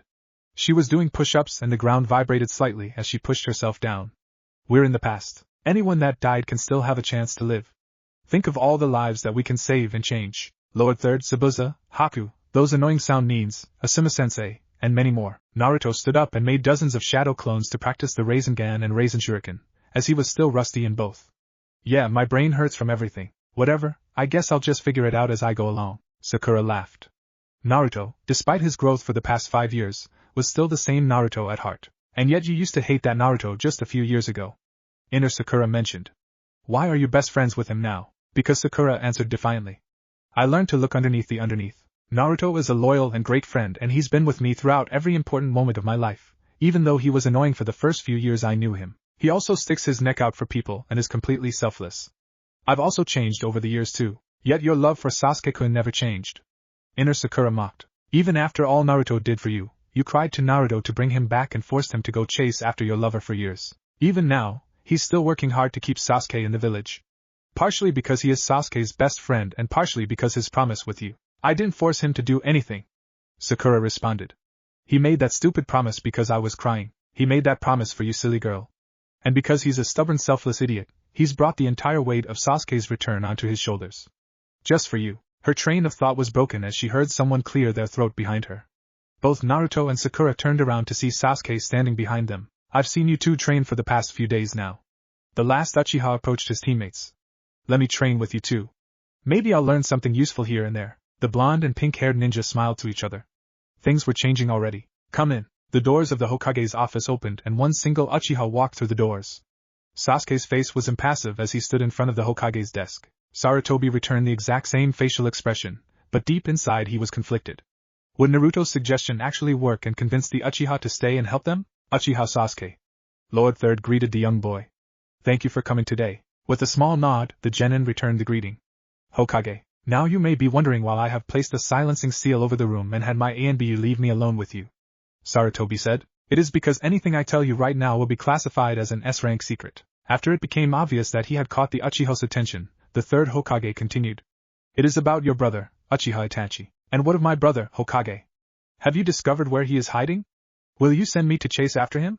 Sasuke questioned the Hokage. Shaking his head, the old man silenced the young ninja. I do have a general idea of where he is, thanks to our spy network. However, you are far too young to go chase after your brother alone. That is not why I called you here though. I'm talking about your brother's role in the Uchiha massacre. For a brief moment, Sasuke had a flashback to that fateful day. Bodies upon bodies as he was walking home, hoping to find his brother and parents alive, only to find his brother standing above their parents' corpses. I was already aware that he murdered my clan, Hokage, Hokage-sama. Sarutobi corrected. Indeed, he did kill members of the Uchiha that day but not all of them. Are you saying that there are other members of the Uchiha clan that are alive? Sasuke said suddenly. His feelings were mixed from saying those words. On one hand, he wanted to find other survivors, those that were members of his clan and blood. On the other hand, he had a strong liking to being the last Uchiha other than Itachi. The Hokage shook his head again. That is not what I meant, Sasuke. I meant that he did not kill the entire clan that night. What do you mean, Hokage? Sasuke nearly shouted at the leader of the leaf in front of him. He said it himself that night that he murdered everyone in the Uchiha clan. I saw it myself. He killed Oyu, my parents. To increase his power and test his skill. It is a shocking revelation, I know. But I would like for you to take a look at this file. The Hokage pushed a thin file towards the young Uchiha. Sasuke grabbed it without hesitation and opened the file. Inside was a single sheet of paper, with the title Assassination Order. The paper described the targets for the assassination, which included Uchiha Fugaku, his father, and several other leaders of the Uchiha clan. But nowhere on the sheet of paper did it say to commit genocide upon the Uchiha clan. This can't be right. Sasuke yelled at the old man. The entire clan died and he was the only one alive. There is no way that he is innocent. If it wasn't him, who was it? Sarutobi grimaced. That night, after he came back, he told me the truth of what happened. There was another Uchiha who assisted him, who went by the name of Uchiha Madara. Sasuke's eyes widened. Uchiha Madara, but he lived during the times of the first Hokage, and died fighting him. At first, I couldn't believe it also. However, I had no other explanation of how the entire Uchiha clan, filled with talented ninjas that consisted of many Jounins and Chunins, could be easily defeated by one single person. Only a ninja of great skill and power, and perhaps extensive knowledge of the Sharingan, could possibly have defeated everyone in the clan. Itachi was a talented ninja, but not even he was that powerful at the time. Sarutobi replied. There was a spark in Sasuke's eyes as Sarutobi watched the boy silently. Finally, the Uchiha spoke. Tell me everything that happened that night, Hokage. At this point, Sarutobi decided to let go with the honorifics. Your father and several other leaders of the Uchiha clan were planning a coup against the Hidden Leaf. At the time, the Hidden Leaf was still unstable and weary from the war. If the coup succeeded, it would have meant the end of the village and the beginning of military rule. If it failed, it would have meant that the Hidden Leaf would enter a state of civil war between the village and the Uchiha clan. We learned of the coup ahead of time thanks to your brother, but unfortunately, They began to hide information from him due to his relative close relationship with myself. Weary that Itachi might be a traitor, the Uchiha began to plan something behind our backs, but we had no idea what it was. Despite this, I continued to extend my arm in friendship and sought a way to end this conflict without violence, though it was incredibly difficult at first. However, I was well aware that should the time come, I would protect the village and prevent the coup from succeeding. I did not know that Danzo had other plans. Danzo, one of my old friends who is a member of the council, believed that anything he did was good because he did it for the village. He was also the head of Root, which is a secret organization that carries out the darker parts of the Leaf's activities. At the time, Danzo was afraid that the Uchiha clan would rebel, and the incident with the 9 tails made him believe that the Uchiha clan was planning something much more sinister against the village. So he decided to end the Uchiha clan once and for all. I disagreed with his reasoning and believed that the Uchiha clan could redeem itself, since my mentors and my successor, the 4th, also believed that reconciliation was possible. I managed to block him from assassinating the entire clan, but even I had to admit that the leaders of the coup had to die quickly and silently in order to prevent war between the village and the clan. Itachi was only ordered to assassinate several of the highest-ranking members of the Uchiha clan, not everyone. The Hokage sighed and continued.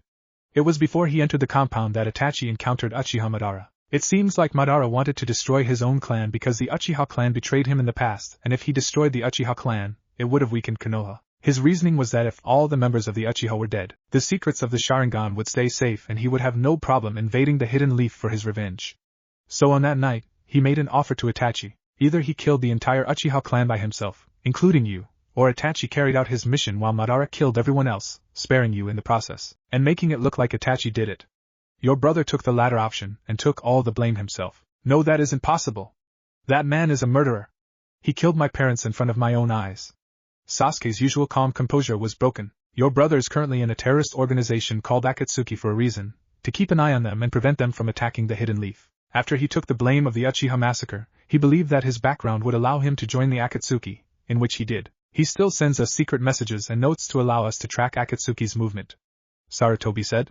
Your brother should be considered a hero of Konoha, yet he has left the village and took the blame all for you, Sasuke.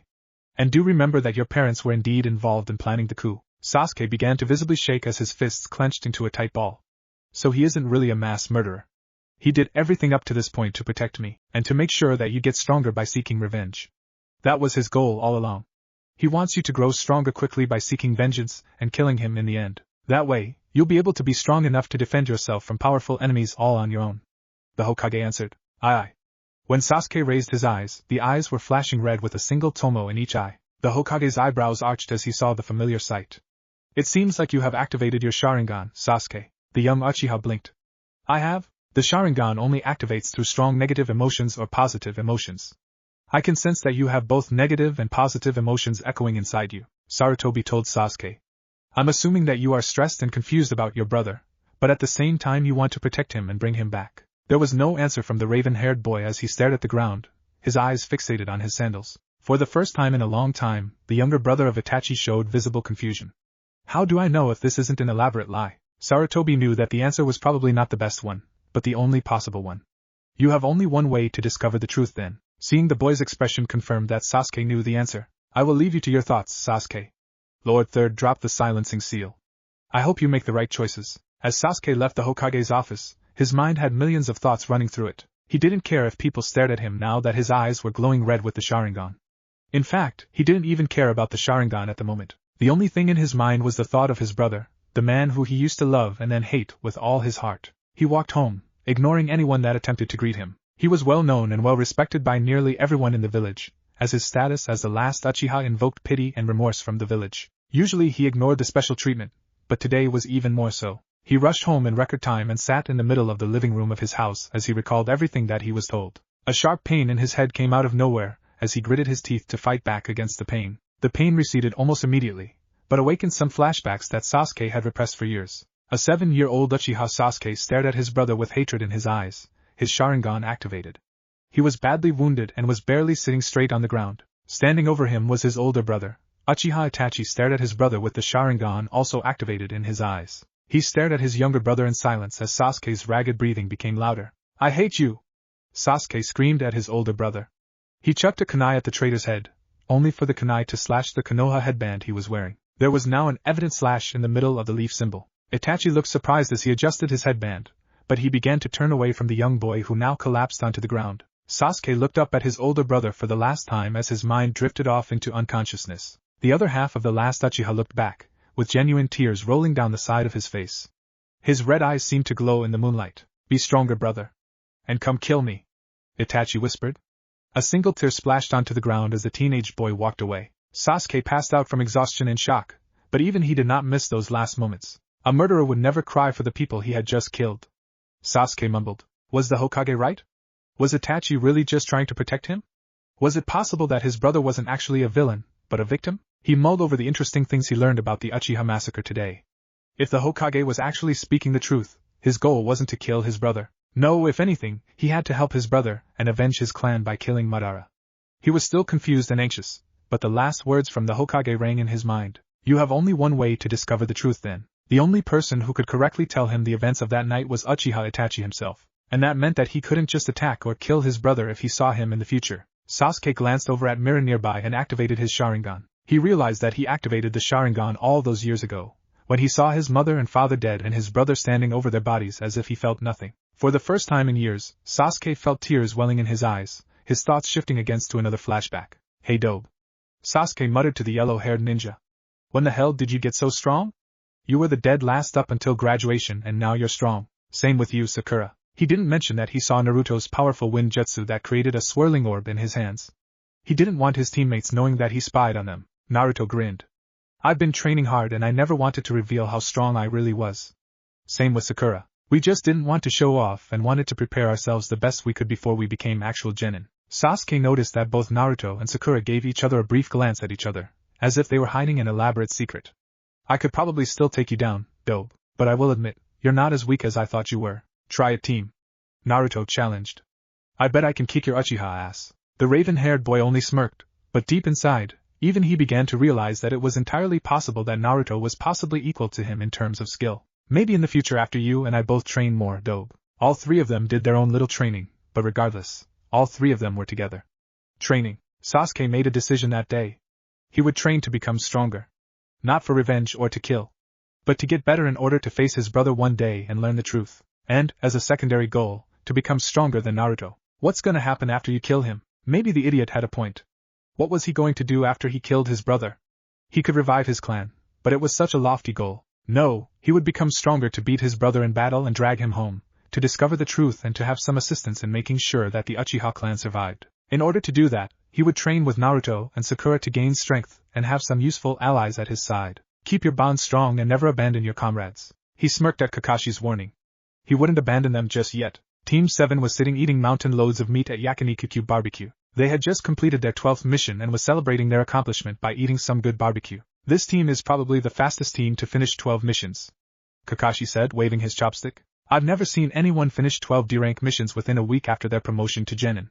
You three are truly legendary. I would rather finish these missions quickly and do something more exciting. I mean, babysitting, pulling out weeds, and painting walls are good for pay, but they're not exactly too hard for a ninja. Naruto replied with his mouth full as he shoved some more meat into his mouth. Ever since Sakura had forced him away from the ramen stand, he had found a liking for the unique barbecue offered at Yakiniku. Sakura and Sasuke both nodded in agreement. The D-ranked missions were far too easy and not challenging. Sakura spoke up after she finished eating a bowl of rice, completely disregarding her past self-obsession with dieting. Can we go pick up another mission today? I think it's time for us to have a slightly harder mission. Maybe we can ask the Hokage to give us a C-rank mission since we've done so well with D-rank. Kakashi rubbed his chin. I mean, if he doesn't object, I have no objections either. Your skills are very refined for mere genin. I've seen all three of you train hard after you completed your missions, and Sakura even has an apprenticeship in the hospital to become a medic nin. I must say, all of you are probably ready to become a Chunin in the near future at this rate. All three of them brightened up at hearing that, and even Sasuke let out a small smile. The team had definitely improved in a week of hard training. Sasuke had his Sharingan, so he was training with Kakashi and increasing his speed and strength to boost his reaction time. Naruto had relearned the Rasengan and chakra control, though he decided to keep that Rasengan part a secret from everyone but the Hokage and Sakura. Sakura had improved her medical abilities at the hospital and increased her stamina and strength. While the three were still in the middle of eating, with Sakura and Naruto having a friendly competition of eating meat while Sasuke watched with a smirk, Team 10 walked in with their Jounin instructor Sarutobi Asuma. Hey Shikamaru! Choji! Ino! Naruto said with his mouth full. Wanna join us? Kakashi-sensei is paying, so we're eating tons today. Choji's eyes instantly lit up and crashed down onto the free seat next to Naruto. He snatched some of the meat off Naruto's own plate, and began inhaling the barbecue left on the grill. Shikamaru sighed as he sat next to Sasuke, while Ino also dove into the seat next to Sasuke and began to hug his arm, to Sasuke's disdain. Sasuke-kun?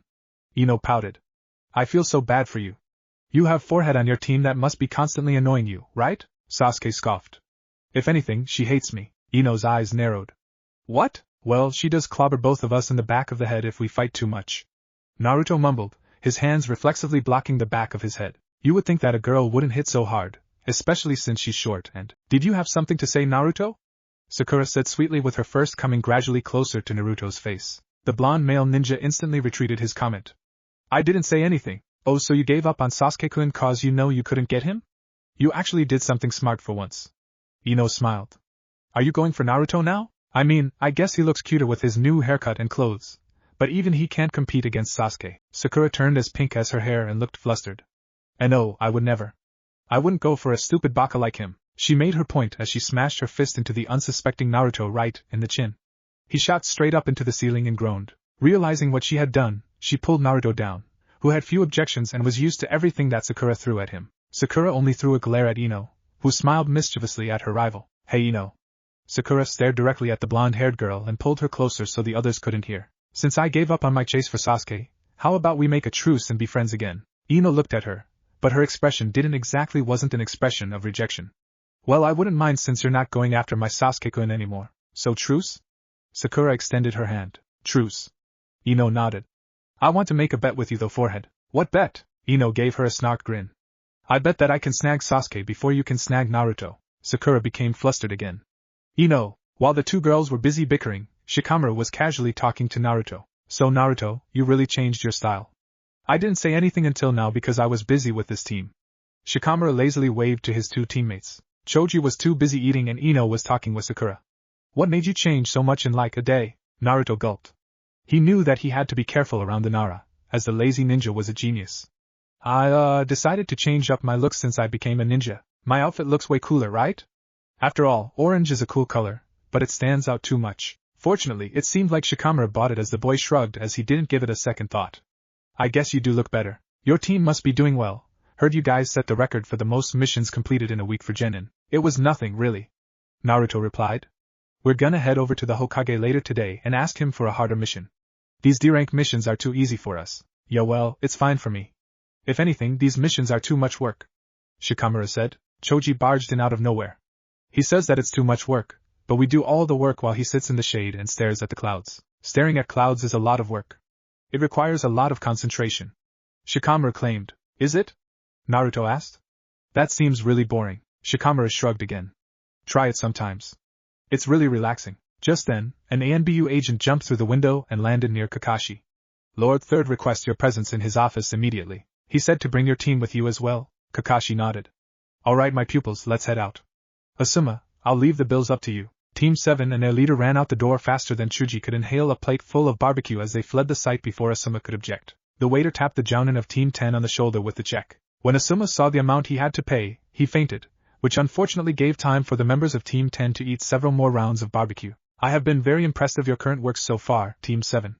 Sarutobi said as he smiled at the three young genin and their leader. The reason why I called you in here today is because Naruto had complained that the missions given to your team were far too easy and begged for a harder mission. Seeing that Team 7 has set the record for the most D-ranked missions in a single week by a new genin team, I have decided to give you a slightly harder mission. Naruto grinned. It was the mission he had been waiting for. And what mission is that, Gigi? It's a mission to protect a certain individual. The third Hokage announced. Hey, can you come in here? The doors to the Hokage's office opened to reveal a drunken old man with a sake bottle in his hand. What's this? The man said, his words slightly slurred. They are all a bunch of super brats. Especially the shortest one with the stupid-looking face. Are you all really ninjas? A drunken old man? Naruto turned to the Hokage, with a glint of happiness in his eyes.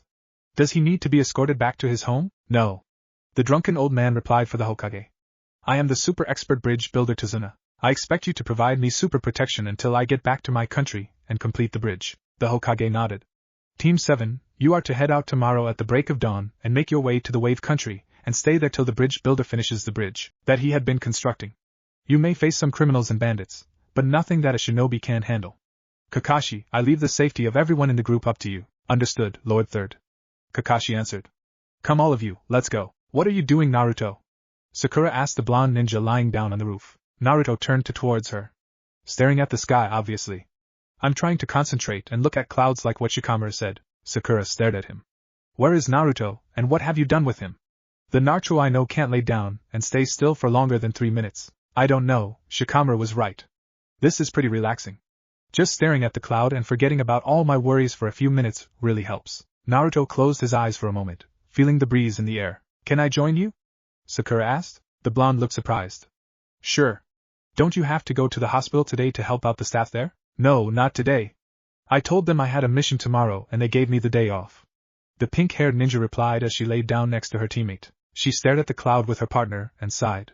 This is pretty relaxing, you weren't lying, Naruto. He pointed towards a set of clouds. Doesn't that look like Kakashi-sensei? It even looks like there's a mask on that face. Sakura squinted at the clouds. More like a cat, actually. Are you saying that Kakashi-sensei looks like a cat? Naruto teased. Maybe I'll tell sensei that. A disturbing image of Kakashi as a kitten ran through Sakura's mind. She punched the blonde boy squarely in the back of his head. Don't you dare tell him anything or mention that ever again. Naruto twisted and pulled his head out of the hole in the ground, or roof. Geez, it's a miracle that I didn't die or lose all my brain cells from your punches in the future. You'll get more used to it this time around, because I'll punch harder. Sakura said with a sly grin. And Sasuke too. He won't escape my punches. There was a small silence between them as they stared at the sky once again. After a few moments, Naruto turned to Sakura. Hey Sakura, do you think changing the past is really a good thing? What do you mean, Naruto? Sakura asked. I mean, if we change something in the past, it'll change something in the future, right?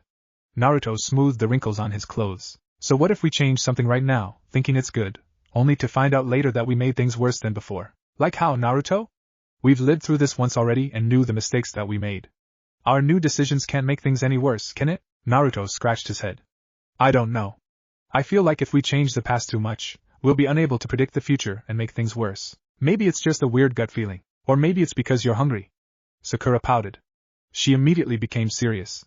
Honestly, Naruto, I don't know either. Once we change the past enough, we'll be unable to know what happens in the future. But we have to make the risk and prevent the war from ever happening. Some things might end up worse, but we can't do everything perfectly, and in the end, we're trying to do it for the greater good of the world. The pink-haired ninja avoided Naruto's gaze as he stared at her. Geez, I'm not good with giving inspirational speeches. That's your job, Naruto, not mine. Naruto laughed. You're right. Maybe I'm just worrying too much. Thanks, Sakura, you're the best.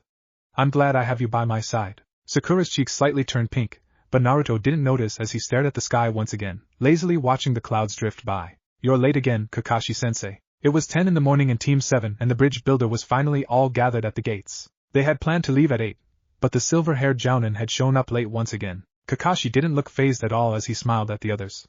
Sorry, there was this sweet old lady who needed help crossing the street, so I decided to help her. Afterwards, she made me go grocery shopping for her and clean her house. Team 7 groaned as Tazuna stared at the ninja. Are you sure this guy is a strong ninja? Doesn't seem like it to me. Trust me, he's one of the strongest ninjas in our village. Sakura said cheerfully. Now that we're all here, let's head out. The three genin, Jounin, and bridge builder began their trek towards the wave country. Little did they know that they were already being watched by 2 ninjas in the forest. Tazuna-san, does the wave country have shinobi like the leaf? Sakura asked the old bridge builder. He shook his head. No, there are no ninjas in the wave country. That's why we have to hire brats like you. Kakashi cleared his throat. The wave country doesn't have any ninjas, unlike most villages. Most countries have shinobi villages as a sign of military power, such as the 5 great villages that includes the Hidden Leaf, Hidden Mist, Hidden Cloud, Hidden Sand, and Hidden Rock. However, small countries like the wave country don't exactly need a shinobi village or even shinobis because they are rather isolated and small. So we shouldn't be facing any ninjas in the C-rank mission, only regular bandits or thieves that we can easily dispatch. Right as he said this, the group walked past the puddle that was on the side of the road. Kakashi gave the puddle a small glance before walking away from it, while both Naruto and Sakura braced themselves. As soon as the two heard a sound, the duo turned around and threw their kunai at the incoming ninjas. As the enemy was distracted by blocking the kunai, Sakura and Naruto launched themselves as fast as they could towards the 2 ninjas. Sakura caught the first one with a punch squarely in the other ninja's chest, while Naruto used multiple shadow clones to rip off the other ninja's chains and wrap it around him. Within 30 seconds, the 2 ninjas had been captured cleanly without any injuries as Naruto gave Sakura a fist bump for capturing the 2. Kakashi looked surprised, as he wanted to pretend that he died to freak his team out. You both did well, Sakura and Naruto. Though do tell me how you knew you were going to be attacked. Sakura nodded. There shouldn't be a puddle on the side of the road since it's a sunny day, and it hasn't rained in over a week. Obviously, it was either someone spilled enough water to make a puddle, or it was an enemy mine that was waiting to ambush us. It could have been the former, but I made sure that we were prepared for the latter. The silver-haired Jounin stared at his two pupils. Naruto and Sakura both looked very calm and hadn't broke a sweat tackling the two ninjas, and judging from the enemy's movement, he could tell that the enemy nines were at least Chunin level ninjas. I'm quite impressed. But then again, you two have been surprising me a lot lately. Sasuke only let out a small tsk. Everything happened in a flash, and although he managed to track the enemy's movement with his Sharingan, he had decided to stick close to the bridge builder instead and left his teammates to beat up the enemy ninjas. Although he would have liked to join in on the action, he knew that his teammates would have dealt with the enemy nines long before he could do anything. I wanted to see who the target was before we captured them, but I guess I have no choice but to question them. Kakashi turned to the two captured ninjas. Who were you attempting to kill? For a moment, no answers came from the ninjas. It seemed as if they wouldn't answer till both of them stared at the bridge builder. At this, Kakashi turned towards Tazuna. I thought you said you only needed protection from gang members and thieves, not shinobis from other villages. This has now turned into a B-rank mission. This was supposed to be a simple protection mission until you completed your bridge. Kakashi continued. If it was known that ninjas were after you, this mission would have been an expensive B-rank mission. I'm sure you have a reason, but it complicates things if you lie about the mission details. Naruto stepped in first to speak. We shouldn't quite now, sensei. We might be mere genin, but we can still take on enemy nines. It won't be easy, but I think our team is ready to take on the challenge. And with Kakashi-sensei leading us, this mission won't be impossible. Before we do anything rash, I want to hear why there are ninjas after you. Kakashi turned to Tazuna. Who is sending these ninjas to kill you? Tazuna looked glum. The wealthy shipping magnate Gatu. You mean the head of Gaara Company, the millionaire? Kakashi questioned. The bridge builder nodded. Yes, that's the one. Officially, he runs a large shipping company. But in reality, he sells drugs and other illegal items using ninjas and gang members to take over businesses and countries. He's a very nasty man. Using his power and influence, he took over the Wave country's shipping industry and now has a monopoly on the country's business and trade. That is why he wants to kill me, because the bridge will allow people to reach the continent without relying on Gata's shipping industry. I understand. Kakashi said. He turned to the three members of Team 7. It is your choice if you want to continue on. I will leave the decision up to you three. Naruto gave Kakashi a thumbs up. I'm in. The Wave country needs our help, we can't turn our backs on them now. And I want to see that little brat again. I also agree with Naruto. If anyone can complete this mission, it's us. Sakura concurred. All eyes turned to Sasuke, who nodded his head. If those two are going, then I'll go also. Besides, I might be able to fight some enemy ninjas for once. That settles it then. Kakashi clapped his hands. Let's continue on to the Wave country, shall we? A snow-white rabbit hopped on by next to the group as they began to walk towards Tazuna's village. Kakashi, Sakura, and Naruto had the same thought running through their minds. They're already here. Everyone get down! Kakashi yelled. Naruto and Sakura instantly reacted by pushing Tazuna down onto the ground while Sasuke also did the same. A sword harmlessly boomeranged over everyone's head and went back into the hands of a single ninja awaiting next to a tree. Well. If it isn't the hidden mist's missing nin Momochi Zabuza-kun, Kakashi said. Naruto gaped, pretending to be surprised. You mean the missing nin in the bingo books? His bounty is worth over 15 million ryo. You know about him, Naruto? Sasuke asked. The blonde nodded. He's a dangerous ninja, one of the 7 swordsmen of the Hidden Mist. His nickname is the Demon of the Hidden Mist because he massacred 100 of his classmates during his time at the academy. That sword he's wielding right now is called the Kubikura Bocho, the indestructible sword, because it can absorb the blood of the enemy and use the iron in the blood to fix itself. He's also incredibly good at using water jutsu. Impressive. So your little student already knows much about me, Zabuza said as he placed his sword on his shoulder. You must be Sharingan Kakashi. This just got a whole lot more interesting. Stay back and protect the bridge builder. Kakashi ordered his pupils. This ninja is on a whole different level from you three, like what Naruto said. I'll handle this. He pulled back his headband to reveal his Sharingan, which had 3 tomos in it. Zabuza gleamed at seeing the eye. So, the famed Sharingan is going to be used against me. I'm honored. I already know much about you also. When I was part of the Hidden Mist Assassin team, I kept a handbook that included information about you. The ninja who has copied over 1,000 jutsu copy ninja Kakashi. Zabuza swung his sword menacingly and grinned. But enough talk. Time for me to kill that old bridge builder. He disappeared in a flash as Team 7 immediately sprung into action and surrounded Tazuna. There. Naruto pointed at the top of the water, but it was already too late. Zabuza went through his hand seals and lifted one finger. Ninpu, Hidden Mist no Jutsu, be careful and surround the bridge builder, Kakashi said as he glanced over at his team. The mist was thickening, and he needed to concentrate. Zabuza is an expert assassin, so he'll come after me first. But make sure that our client is safe. Team 7 nodded and immediately took up position to surround the man. As the mist grew thicker, a voice whispered through the mist. 8 choices. The voice said. Liver, lungs, spine, clavicle vein, neck vein, brain, kidneys, hearts. Which one should I go after? Kakashi turned back to his team and smiled. Don't worry you 3, even if it kills me, I'll never let my comrades die. Now I have you in an inescapable prison, Zabuza said with a small laugh. A second Zabuza stood in front of him, a water clone of the original. Run! All of you! You can't face him! Kakashi yelled through the prison. Remember your mission! Take the bridge builder and run! The water clone can't stray far away from the original. Naruto and Sakura had allowed this to happen so far because they still needed to see Haku. And Haku wouldn't come out unless Zabuza was on the verge of death. When Kakashi was captured in the prison, that was when Team 7 reacted. Hey Tazuna-san.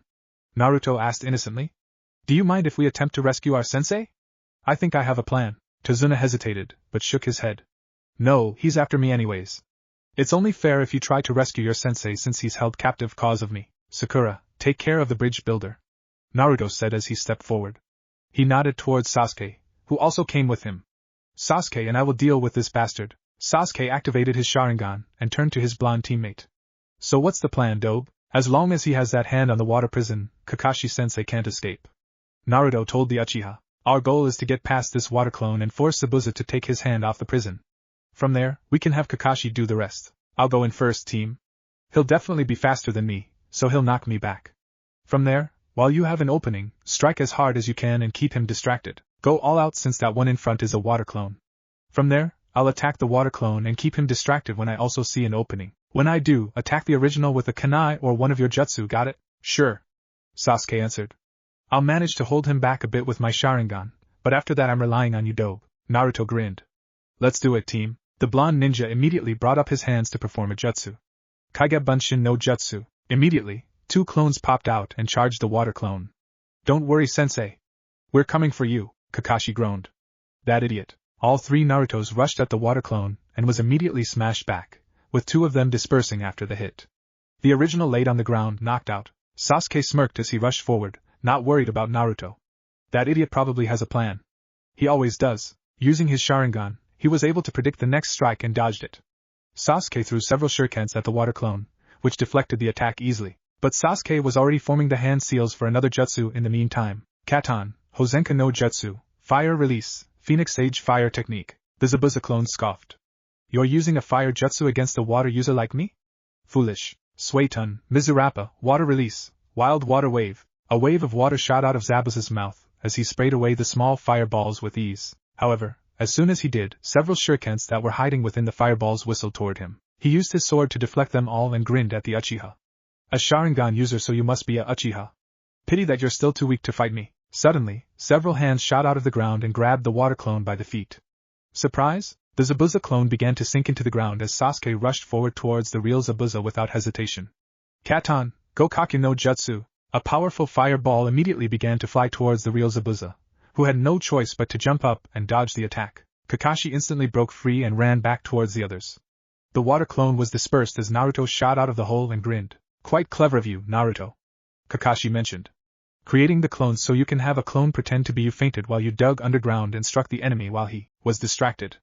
All the while Sasuke kept the clone distracted for a short bit with his Sharingan and Fire Jutsu. I'm not sure how you used my Earth Jutsu perfectly, but I won't question that now. Both of you have improved. The fainted Naruto clone dispersed as the real Naruto grinned. I told you, sensei, we got this. Sasuke also gave a little smirk as Sakura smiled. Kakashi rubbed the back of his head again.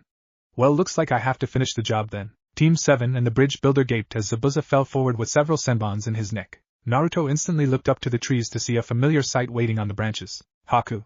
Naruto thought as he watched the ninja disguised as a hunter nin approach them. Thank you very much. The hunter nin aka Haku said. I have been searching for the opportunity to kill Zabuza for a long time. Kakashi didn't look fazed at all. That mask? I'm assuming you're a hunter nin from the Hidden Mist? Impressive. That is correct. The masked nin replied. It is my duty to hunt down missing nins of the Hidden Mist, and Zabuza was one of them. The ninja jumped down and grabbed the body. Now I must dispose of the body since it hides many secrets. Farewell. The body and the hunter nin disappeared into the air right as Kakashi collapsed. Let's head back to my house. You guys can relax and recover from there, Tazuna said, tipping his hat. At Tazuna's house, Kakashi was laying on the floor while Team 7 and Tazuna sat around him. So you want us to train more, sensei? Sakura asked the Jounin. Kakashi nodded. All three of you are quite powerful. I would even dare to say that all three of you have the abilities and intelligence to become a Chunin at the least. However, all of you need to train harder in order to at least delay Zabuza. You won't be able to fight Zabuza without me. Alright then. Training it is. Naruto whooped. This is going to be fun. Training isn't fun. A small boy said as he entered the house. Tazuna beamed.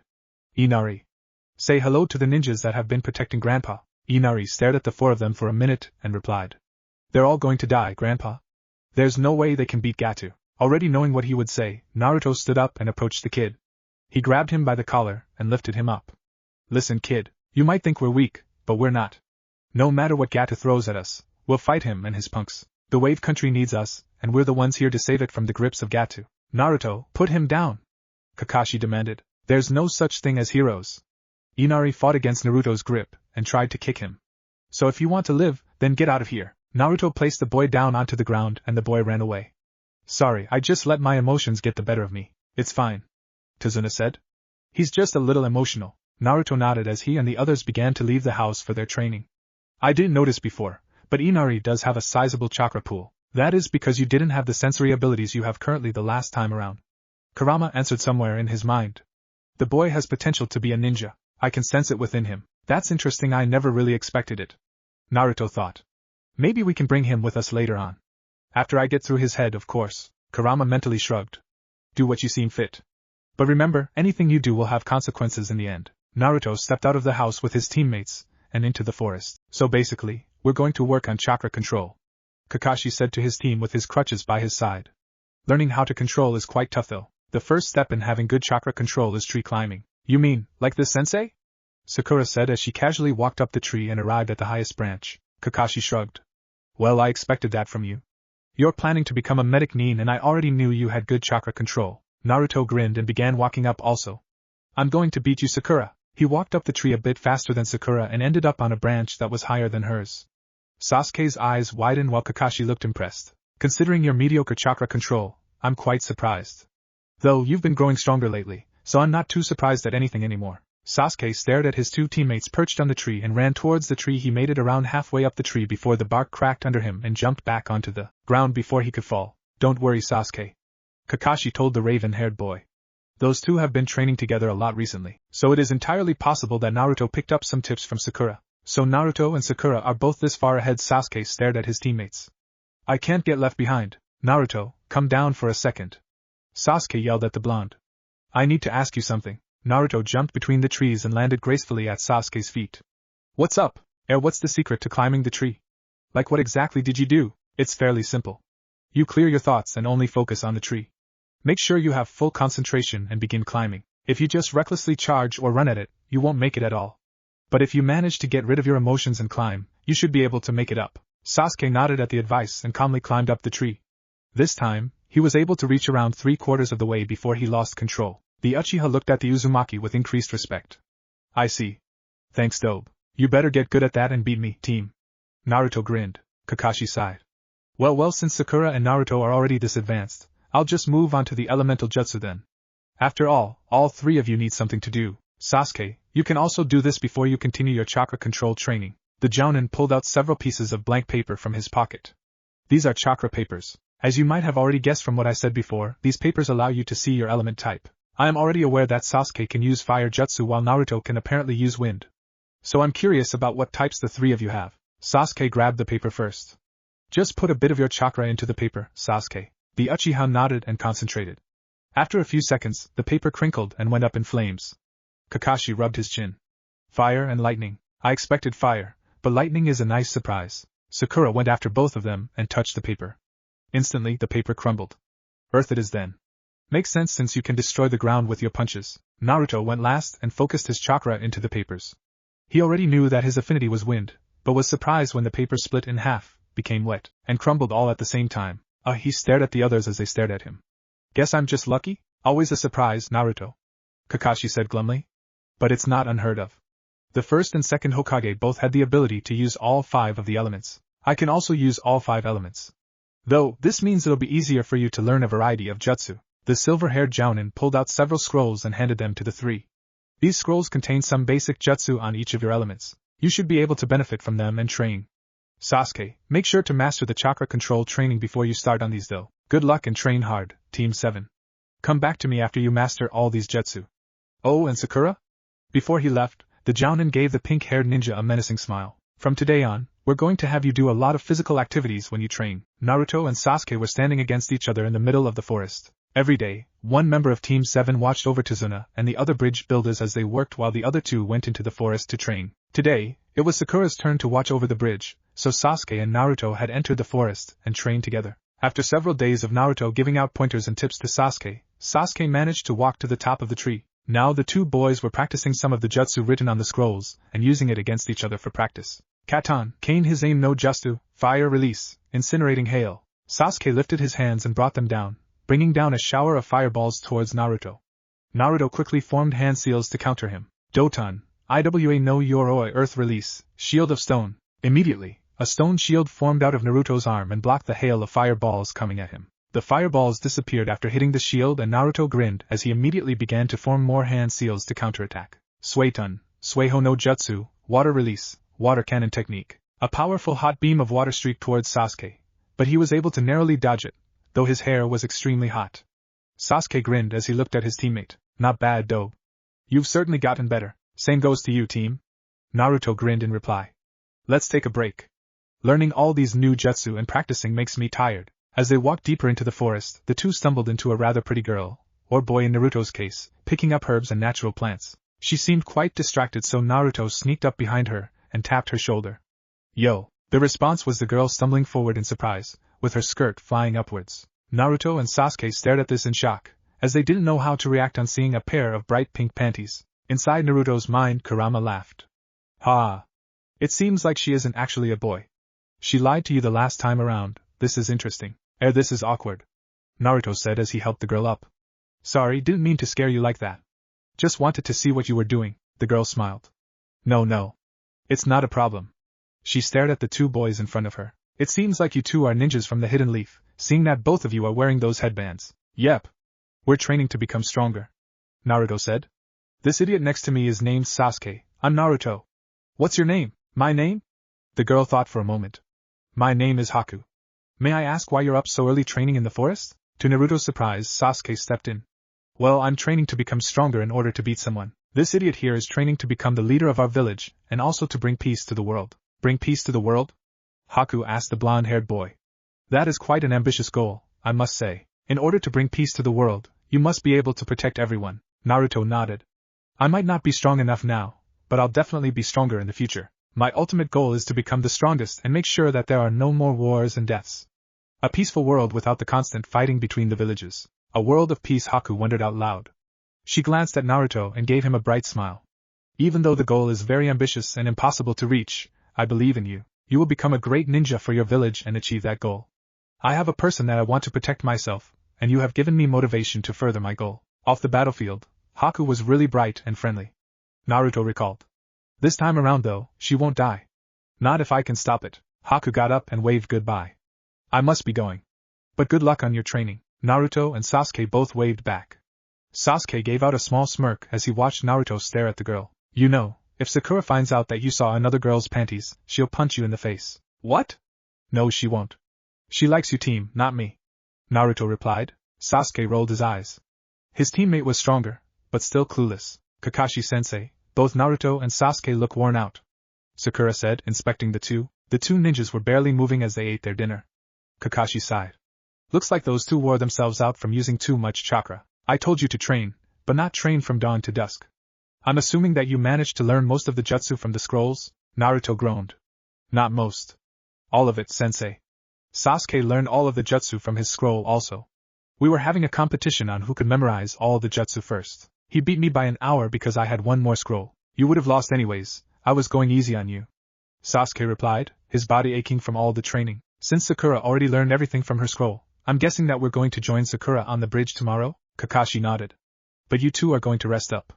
You're in no condition to go early in the morning, so join us in the afternoon. It was at that moment when hell broke loose. Why do you guys bother to try so hard? Inari screamed with tears rolling down his face. No matter how hard you train or work, Gaara will still beat you in the end. When facing the strong, the weak only get killed. Everyone grimaced at the statement, but Naruto remained calm. Hey Inari, come with me for a second. Despite the younger boy's protests, Naruto dragged the boy with him outside. Tazuna was about to object, but Sakura grabbed his arm. Don't worry, he's not going to hurt Inari, though he's going to probably lecture Inari and make him feel positive. Oh, that's a relief. I thought he was going to pound the boy out of his senses. Tazuna replied. But lecture him? Sakura shrugged. What can I say? Naruto is scarily persuasive. Kid, listen. Naruto said. I know about your dad. I heard it from Kakashi-sensei, who heard it from the old man. Like you, I didn't grow up with parents. I was an orphan from birth, and my dad sacrificed his life for the village. He did something to me that made me the villagers hate my gut. They thought I was the reason that my dad died and a bunch of other civilians died. I stayed a loner till I graduated the academy and met my teammates. Inari looked up at the blonde ninja. But you act so happy all the time.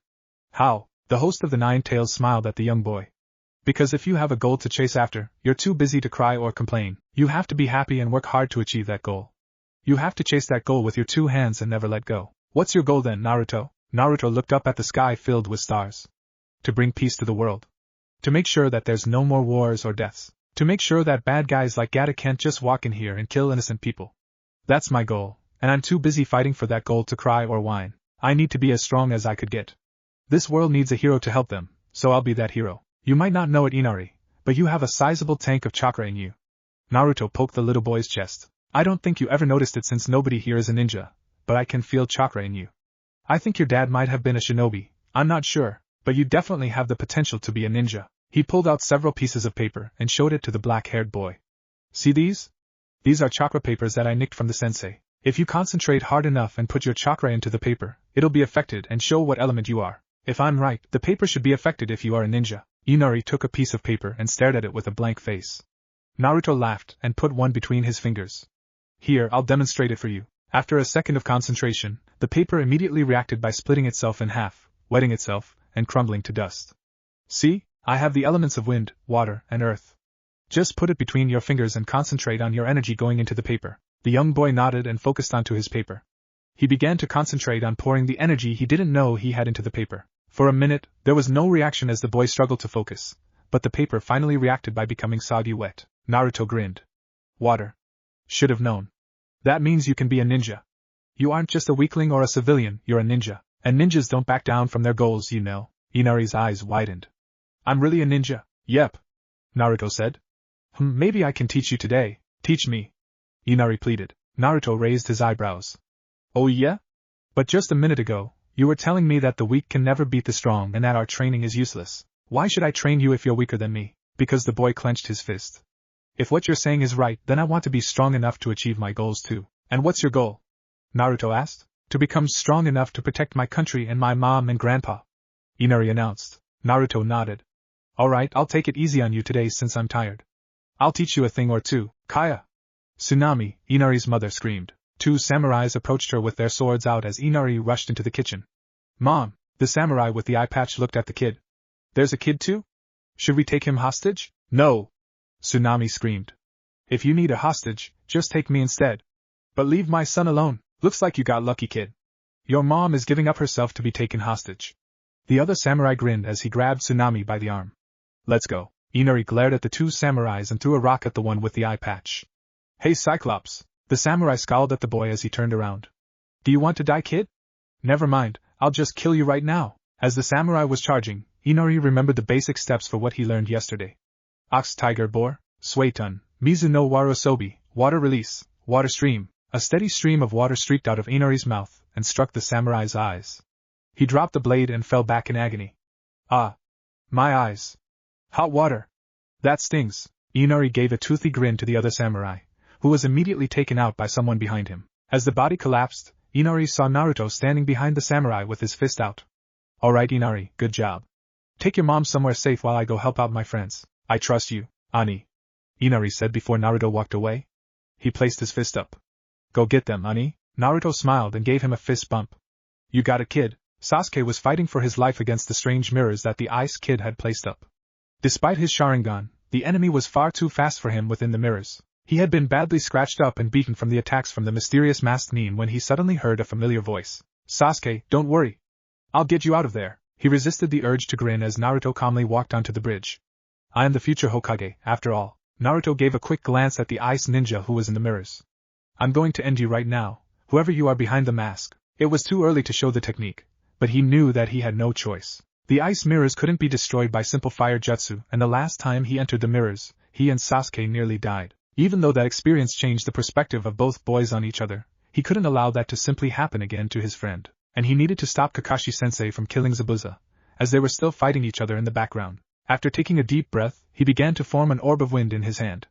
Once the size was sufficient, he began to run towards the mirrors at top speed. Sasuke looked at the jutsu with surprise. That was the jutsu that was practicing the other day. Rasengan! Naruto shouted as he crashed his hand into one of the mirrors. The mirror exploded into a million particles and Naruto quickly motioned to Sasuke. Come on, get out of there! The Uchiha quickly jumped out and escaped through the opening. He looked at Naruto and smirked. I would have beaten him in the end, but thanks. Naruto nodded. Now we have to take down the bastard. The ice ninja was forced to exit the mirrors and jumped out in front of them. You will pay for that. Cut the crap and fight me, you bastard. Naruto growled. He needed to take off that mask somehow in order to reveal Haku's true identity. Futon, Seijutsu Kaze-ken. Naruto swung the kunai in his hand and an air blade formed. The masked knee managed to dodge the attack, but the wind somehow twisted towards the user's face and slashed the mask in half. The mask broke, revealing the face of Haku. It's Haku! Sasuke exclaimed, staring at the girl. Why is she attacking us? Because I must protect Zabuza-sama, and if I don't distract you, you'll hurt him. Haku replied with her senbons out in defense. After my father killed my mother and left me to die, Zabuza picked me off the streets and helped me survive. He taught me to become stronger and become his right hand, and it is my duty to protect him to the end. Naruto shook his head. I don't want to fight you, but I guess I'll have to in order to protect my team and the old man. Which is why I have to keep you stuck here till we can knock out Zabuza. Naruto said as he smiled. A voice came out from under Haku's feet. Doton. Shinju Zanshu no Jutsu. The real Naruto came out of the ground as Haku was forcefully pulled into the ground, with only her head sticking out. Headhunter Jutsu. Kakashi-sensei included that in the scrolls and it's a pretty fun and cool jutsu to use. You won't be able to move for the time being, your arms and legs are completely stuck. And Haku. Naruto said to the girl as he turned away. Don't think of yourself as useless. You still have time to learn and grow. I won't kill Zabuza and I'll rescue him so you can still be with him. A tear fell down Haku's face. Thank you, Naruto. The blonde turned to Sasuke and grinned. Good job on holding out against her. Now we just need to. Lightning blade. Shoot! Naruto said.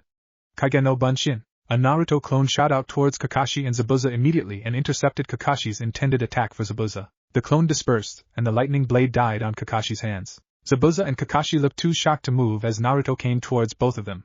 Zabuza, I know why you're doing this. The Mizukage, right? The failed coup? And how would you know about that, brat? Zabuza said, still pinned down by the dogs. I mean, it was pretty big news. It's not every day that a ninja goes rogue against his village and tries to kill the leader. Naruto answered. If you're doing this to try another coup, then stop. Because I have some information that might make you change your mind. Zabuza stared at Kakashi. Release me and I won't kill any of you. Kakashi shook his head. You'll just have to be comfortable in that position. It's about the Mizukage. The fourth Mizukage is dead. There's a new one currently ruling the Hidden Mist now. Naruto revealed. The demon of the Hidden Mist stared at the boy. How do you know this? I visit the Hokage's office often and he receives some diplomats from the Hidden Mist saying that there is a new Mizukage. Apparently, the new one wants to re-establish relations with the other major villages and is currently going under reforms. I see. Zabuza nodded. Who is the new Mizukage? A woman named Mei? Not sure. Naruto answered truthfully. Even though he was from the future, he still didn't know the real names of the 5 Kages except Tsunade. You can release me, Kakashi. I won't kill any of you.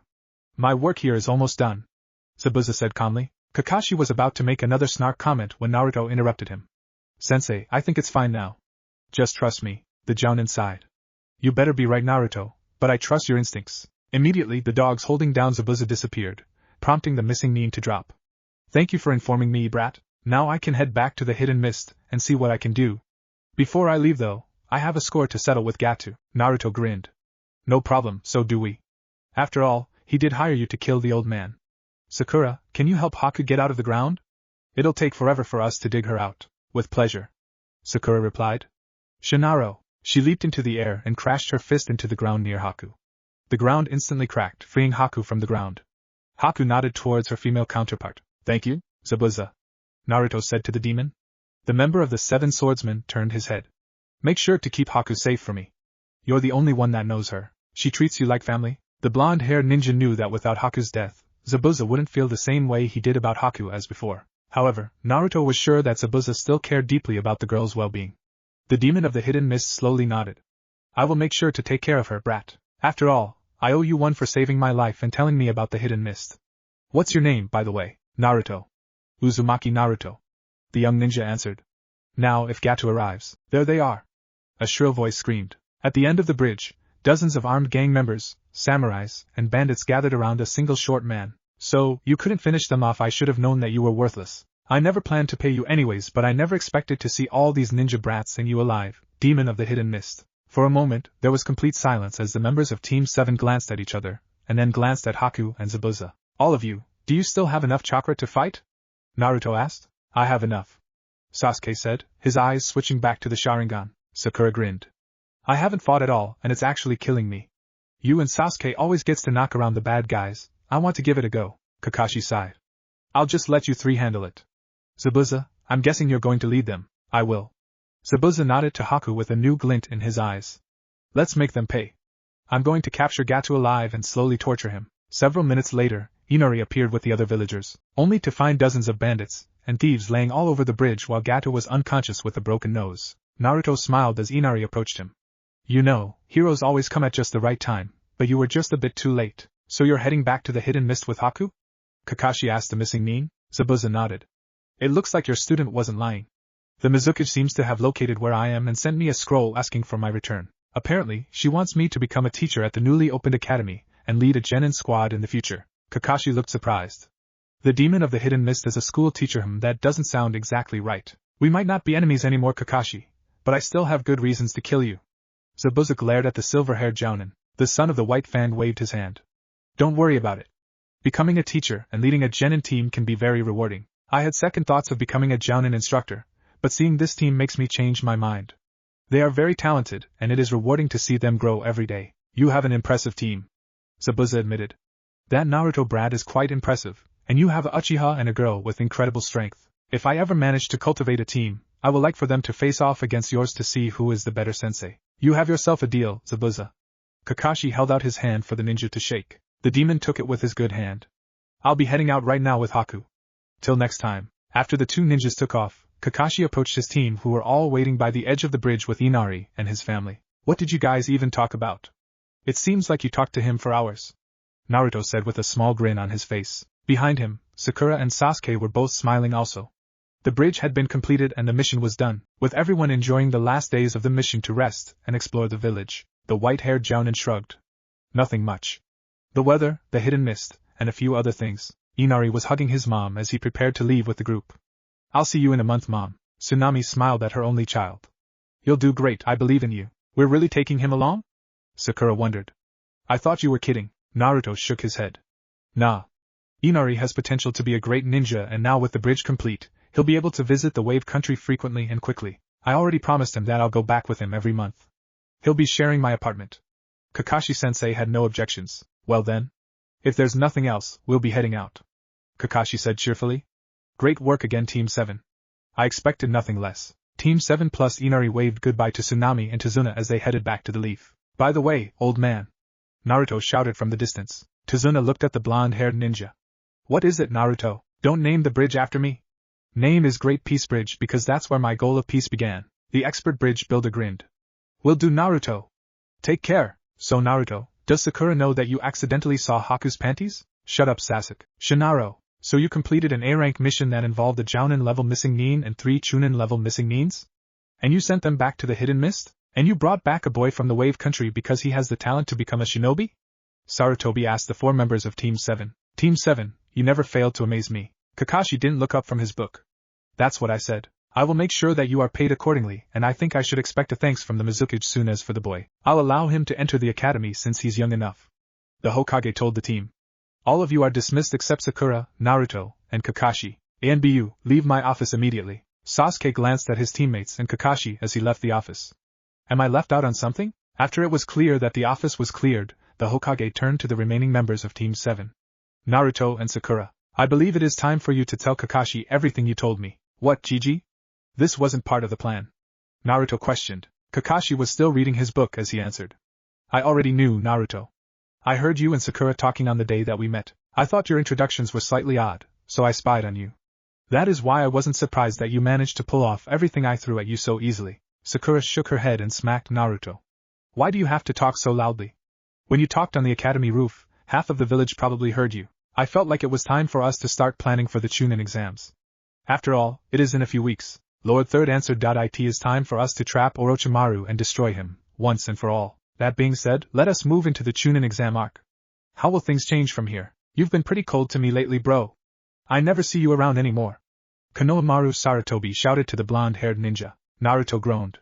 Konohamaru, right. I'm really busy these days. I just got back from an A-ranked mission just a week ago, and I'm still working on D-ranked missions. Leader, are you free right now though? Moegi, the little girl with two cone-shaped hair sticking out on both sides of her head. Because Konohamaru wants to play ninja with you. I do kinda need a break. But at the same time, I want to train for the upcoming Chunin exams. Naruto wondered out loud. Udan, the little boy with the bowl cut and dripping nose, held back a struggling Konohamaru who was trying to charge at Naruto. What is the Chunin exam? The Chunin exam is basically a test to see if a ninja is ready to become a Chunin, which is a rank above Genin. A voice behind Naruto explained. Naruto came face to face with Sakura, who had her hands to her hips. It's basically to see the strengths of a Genin and determine if they're ready to move up, since ninjas that become Chunin need to have good leadership and combat skills. Yeah, what she said? Naruto said afterwards. I'm training hard for the exams. If you want to train with me, then you can come with me. Maybe I can teach you a couple of jutsu and help you with your taijutsu. Just then, a little boy with a bucket hat ran behind Naruto. Yo, Ani. Who are they? Naruto brightened when he looked at Inari. Yo, Inari. These will be your classmates in the academy. That guy with the goggles is Konohamaru, and the two next to him are Udan and Moegi. Konohamaru, this is my other student, Inari. Make sure to treat him well at the academy since he's new around here. Konohamaru looked visibly surprised. No way, boss, another student? That's not fair. It's my choice kid, and I see talent in Inari. Who knows? Maybe he'll beat you one day and become my successor, Naruto said with a sly grin. Inari came forward and stuck out his hand for Konohamaru to shake, but the Hokage's grandson rejected the offer. From now on, you're my rival instead of leader. I'll show you that I'm stronger. Come on guys, let's go off to train. As the trio stumbled away, Inari looked up at Naruto. Naruto grinned at him. Konohamaru might act like an idiot, but he's a smart kid on the inside. If you don't train hard at the academy, you might fall behind him. I believe that both of you will be splendid ninjas one day, but I hope you don't act as brash as he does. You got it, Ani. Inari replied with a similar grin to Naruto's. I'll never let you down. One day, I'm going to become a hero like you. That's the spirit. Naruto messed with the boy's hat. Inari pointed at Sakura, who was still standing beside Naruto. By the way, Ani, is that girl your girlfriend? Every time I see you around the village, you're always hanging out with her. Naruto gulped as he vividly remembered what happened the last time that someone asked the question. Sakura? No, she's not. Do you remember the other guy on our team? The one that had black hair and always acted like he was better than everyone else? She likes him. I'm just her friend. Out of all the boys in the village, you liked an emo who was a self-centered bastard. Now you like a dense idiot that doesn't even realize that you don't even like Sasuke anymore. Inner Sakura mumbled to Sakura. Your love life is so great. Shut up. You're part of me too. Sakura thought silently. Wow. You must really have bad luck then, Ani. Even I had girls like me back at the Wave Country. Inari told the older ninja. The blonde hung his head. I know, it was Sasuke that always attracted the girls. If you all can stop blocking our way on the street and let us through, that would be great. An irritated voice said behind Naruto, Sakura, and Inari. Two ninjas stood behind them, with the speaker being a male ninja with black clothes and purple painting on his face. A female ninja with rather spiky hair and a giant fan stood next to him, her arms folded above her chest. The girl sighed. Don't cause any trouble. We are foreign visitors after all. Judging by your headband, I'm going to guess your sand means coming from the hidden sand, correct? I'm also going to guess that you're participating in the Chunin exams, representing the hidden sand. Naruto casually said to the newcomers. The ninja with the face paint looked surprised. You know quite a lot, blonde. Naruto shrugged. I also know that you're a puppet ninja. The gloves you have on right now are specially made for puppeteers. I heard that Suna has a lot of talented puppeteers, though I never expected they would send one for the Chunin exams. Interesting. The puppeteer answered. You seem to know quite about Suna and puppeteers. I just study a lot about other villages. I'm entering the Chunin exams, so I need to be prepared as much as I can. Naruto answered, which wasn't a lie since Team 7 was going to be part of the Chunin exams. Originally, Sarutobi wanted Team 7 to stay out and become a special squad to help defend the village and evacuate the civilians when Orochimaru struck. However, Sakura argued that it was entirely possible that Orochimaru wouldn't attack and take the bait if Sasuke wasn't part of the exam. Eventually, Sarutobi relented and agreed to allow Team 7 to partake in the Chunin exam like last time. The male Suna ninja nodded. Not bad. Guess you leaf ninjas are pretty smart, huh? What's your name? Naruto. Uzumaki Naruto the leaf ninja answered back with his hand out. The puppeteer took it. Kankuro. The girl next to me is my sister, Temari. As you guessed it, we're going to take part in the Chunin exams. Just then, the last member of Team 7 jumped down from the trees and landed next to Sakura and Naruto. Sand ninjas, huh? Naruto rolled his eyes. Don't challenge them on the streets, Sasuke. You can fight them during the exams if you actually pass. Sasuke glared at him. Shut it, dope. I'll probably get further than you. We'll see about that. Naruto grinned. Kankuro, a voice appeared from the tree that Sasuke was sitting in a minute before. When will you stop talking and actually move? All eyes turned to the red-haired ninja with a gourd that was standing upside down on a tree branch. Kankuro stuttered. Gaara, I was. Shut up, Kankuro, or I will kill you. Gaara replied with little emotion in his voice. The red-haired boy stared at the two male ninjas in front of him before jumping down next to his fellow sand ninjas. Sorry, Gaara, I won't keep you waiting again. Kankuro said frantically. Gaara turned to the three-leaf genin. Uzumaki Naruto and Uchiha Sasuke, mother will have your blood. The three sand shinobis walked past the leaf shinobis as Naruto took one last glance at Gaara before he left. Kurama. You're ready to make the connection when the time comes, right? Don't worry, kid. Kurama replied. I'll knock some sense into my little brother. The next day, Kakashi called for a team gathering at the usual gathering place for an important announcement. I've nominated all three of you for the Chunin exam, like I said I would a few days ago. He handed each person a paper with the title Chunin exam application written on the top of the page. I know all three of you are probably going to take it, so make sure to come to room 301 by 4 p.m. tomorrow if you want to turn in your applications. That's all for today. Go train or something. Kakashi disappeared in a cloud of smoke. When he did, all three members of Team 7 turned to each other and grinned. So, Sasuke said while he looked at the paper. I can finally fight some stronger ninjas and possibly have a 1-versus-1 fight against Naruto. I'm interested. Naruto yawned. And we can show the other ninjas our skills and finally move forward. Sakura cracked her knuckles. With the three of us as a team, the other genin won't stand a chance. Whoever doesn't become a Chunin should pay for our team meals for the rest of the year. Sasuke mused. The other two members nodded, especially Naruto. There is no way I'm going to pay for barbecue and ramen for the rest of the year. I'll definitely be promoted. Same with me. Sakura echoed. But what happens if all three of us are promoted? Then we make Kakashi-sensei bye. Naruto replied. All three of them seemed to agree with the idea as they nodded and gave each other's fist bumps. A silver-haired Jounin was watching them from a post as he shook his head. Looks like I'll need to take on extra missions to fulfill their appetites. The crowd of genin watched as one of the two leaf ninjas standing in front of room 301 knocked away a ninja with a bowl cut. Ha! You plan to take the Chunin exam with that? The ninja with two swords on his back mocked. You should quit now before you get hurt. You're just a little kid. His partner nodded in agreement. Yeah, you're way too small and weak to be taking this test. A girl with her hair tied in buns approached the door. Please, just let us through. As she was walking forward, the genin with the two swords moved to strike her in the face, only to find both of his arms restrained by two fellow leaf ninjas. To the right side of the leaf ninja with the two swords was a boy with raven black hair and onyx eyes. To his left side was a boy with blonde hair and blue eyes. Both of them had appeared out of nowhere, and both of them didn't look too happy. Move away from the door and let the girl through. The raven-haired boy said, his eyes glowing dangerously red. What my friend said. The blonde continued. We were going to beat you up to go through anyways. Just do us a favor and move aside. The ninja blocking the door gulped. Screw off, rookies. We're doing you all a favor. You think this exam is a joke? We failed the exams 3 straight times. Those that take the Chunin exams end up quitting as shinobis and other shinobis die during these exams. Chunins also become military captains. The failure of a mission, the death of a comrade. Do you kids really think that you can deal with that? Do you kids really think that you can pass? Naruto looked at Sasuke and whispered behind the restrained ninja's back. Genjutsu. This is the 2nd floor, remember? Let's silently take that girl's team and leave with Sakura. Why? Sasuke asked. Less competition for the exams. The others should be able to figure it out eventually. Naruto whispered. Don't be a know-it-all and let's go to the 3rd floor. Fine. Sasuke released his grip on the ninja's right arm while Naruto let go of the left arm. We'll back off. The other genin only watched as Team 7 left with the Chinese bun girls team and continued the standoff between the two ninjas blocking the door. When they were out of earshot, the girl with the buns smiled. Thanks for the save back there, both of you. But I'm guessing that you already knew the trick? Naruto nodded. Genjutsu. We were on the 2nd floor, so room 301 should be on the 3rd floor. I'm quite impressed. It seems like both of you also had the speed to match your intelligence. The girl said. I'm 10-10, and these are my teammates Lee and Niji. Lee, the boy with the bad bowl cut, shook all their hands while Niji looked at them from a distance. When Lee shook Sakura's hand, his face gleamed. Yash! You must be Sakura. Let's go out together.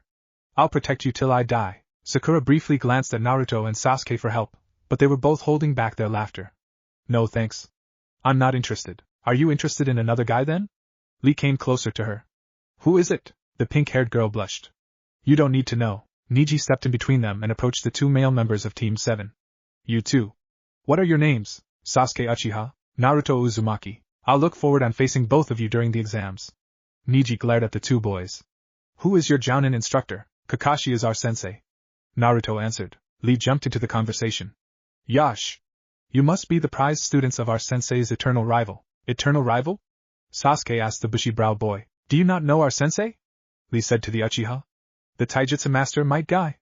The green beast of Konoha? Everyone in Team 7 shook their heads. Lee looked appalled. Surely you must have seen him around. He's the handsomest man in all of Konoha and he is stronger than your sensei. Stronger than Kakashi-sensei? Naruto replied. I doubt it. He's really strong. I see you have great faith in your sensei. Then let us spar right here to determine which sensei is the better teacher. Lee answered. Naruto turned to his rival and grinned. You can fight, Lee. I'll just watch on the side with Sakura and let you two determine which of our sensei is the better teacher. The Uchiha snorted. Are you trying to tire me out before the exams? I'll just wait and fight you all in the exams. We should probably head over to room 301. The registration ends in 10 minutes. Sakura said to the two as she dragged them by the ears, making both Naruto and Sasuke cry in pain. The members of Team Guy followed along as they watched the two strong genin being dragged all the way up the stairs. So we're finally here, Naruto said as he entered the room overflowing with other ninjas. You ready for this, Sasuke and Sakura? His two teammates nodded as they entered next to him. There were at least a few dozen ninjas in the room, all milling around and doing their own thing. Out of nowhere, a blonde and purple blur appeared out of nowhere and rocketed onto Sasuke. Sasuke-kun, Sakura groaned. Oh no, it's Ino. Shikamaru and Choji approached Team 7 as Sasuke was desperately trying to get Ino off him. The lazy ninja waved to them first. Man, what a drag. I wish that Ino hadn't realized that there was a genjutsu placed on the second floor to make it look like room 301 was on it. Cheer up, Shikamaru. I bet this exam will be fun. Naruto exclaimed. And who knows? You might find a girl of interest from the exams. The female member of Team 7 gave out a small snicker from Naruto's remark. Shikamaru just shrugged. Whatever. I'm already tired from just walking up here. Looks like we've all gathered then. A new voice announced. A group consisting of a guy in a trench coat and sunglasses, a guy with a dog on his head, and a girl with purple hair approached the 6 other rookies. Kiba smirked at the others. All 9 of this year's rookies are assembled. I wonder how far we'll all get. Sasuke finally managed to untangle from Ino and join in on the conversation. You seem awfully confident, Kiba. We did a lot of training. We'll be able to beat all of you. Kiba replied. The Uchiha looked the other way. Even if your team did train, your team won't be able to beat our team, Kiba growled. Why, you little, you should all quiet down, since you're attracting unwanted attention. A silver-haired boy said as he approached the rookie 9. This isn't exactly a picnic. Look at the ninjas around you. I can't blame you though, I was once like you myself. Naruto glared at the boy. He knew exactly who he was. I'm Kabuto. Pleased to meet you rookies. You said that you were once a rookie, so I'm guessing you aren't a rookie anymore? Sakura asked. Yep, this is my 7th time taking this test. And since the Chunin exams are hosted twice a year, this is my 4th year. Kabuto replied. Sasuke looked slightly interested. So you must know quite a lot about the exams then. There was a slight hint of glee in Kabuto's eyes as he answered. Ah yes. I have plenty of information that I have in these Nin-info cards of mine. He pulled out a deck of cards and placed them on the floor. Is there anyone in particular that you want to know about? Show me the cards for my teammates, Naruto and Sakura. Sasuke answered. The blonde and pink-haired teammates looked surprised, but Kabuto shrugged and pulled out their cards. Uzumaki Naruto. He's your teammate in Team 7. He has completed 19 D-rank missions and 1 A-rank mission. While an A-rank? His sensei is Kakashi. His ninjutsu and taijutsu are Chunin level, if not higher, but he lacks completely in genjutsu. I heard that he can even perform an A-rank jutsu that is fairly deadly. How do you even know all this? Sasuke asked the silver-haired boy. Kabuto shrugged. I snoop around, look through records, and I even scout out some of the stronger ninjas to gain info on them. He placed down a card that had a picture of Sakura on it. Harino Sakura. Same team as you and Naruto. Completed the same amount of missions. Same sensei. Works at the hospital as an intern and is quite talented in medical ninjutsu. She is also proficient in taijutsu and genjutsu, but has rather weak offensive ninjutsu. It seems like your team is the team to beat. There's an immense amount of talent between you three. Team 7 beamed, but only Naruto and Sakura knew the truth behind this nice and easygoing silver-haired ninja.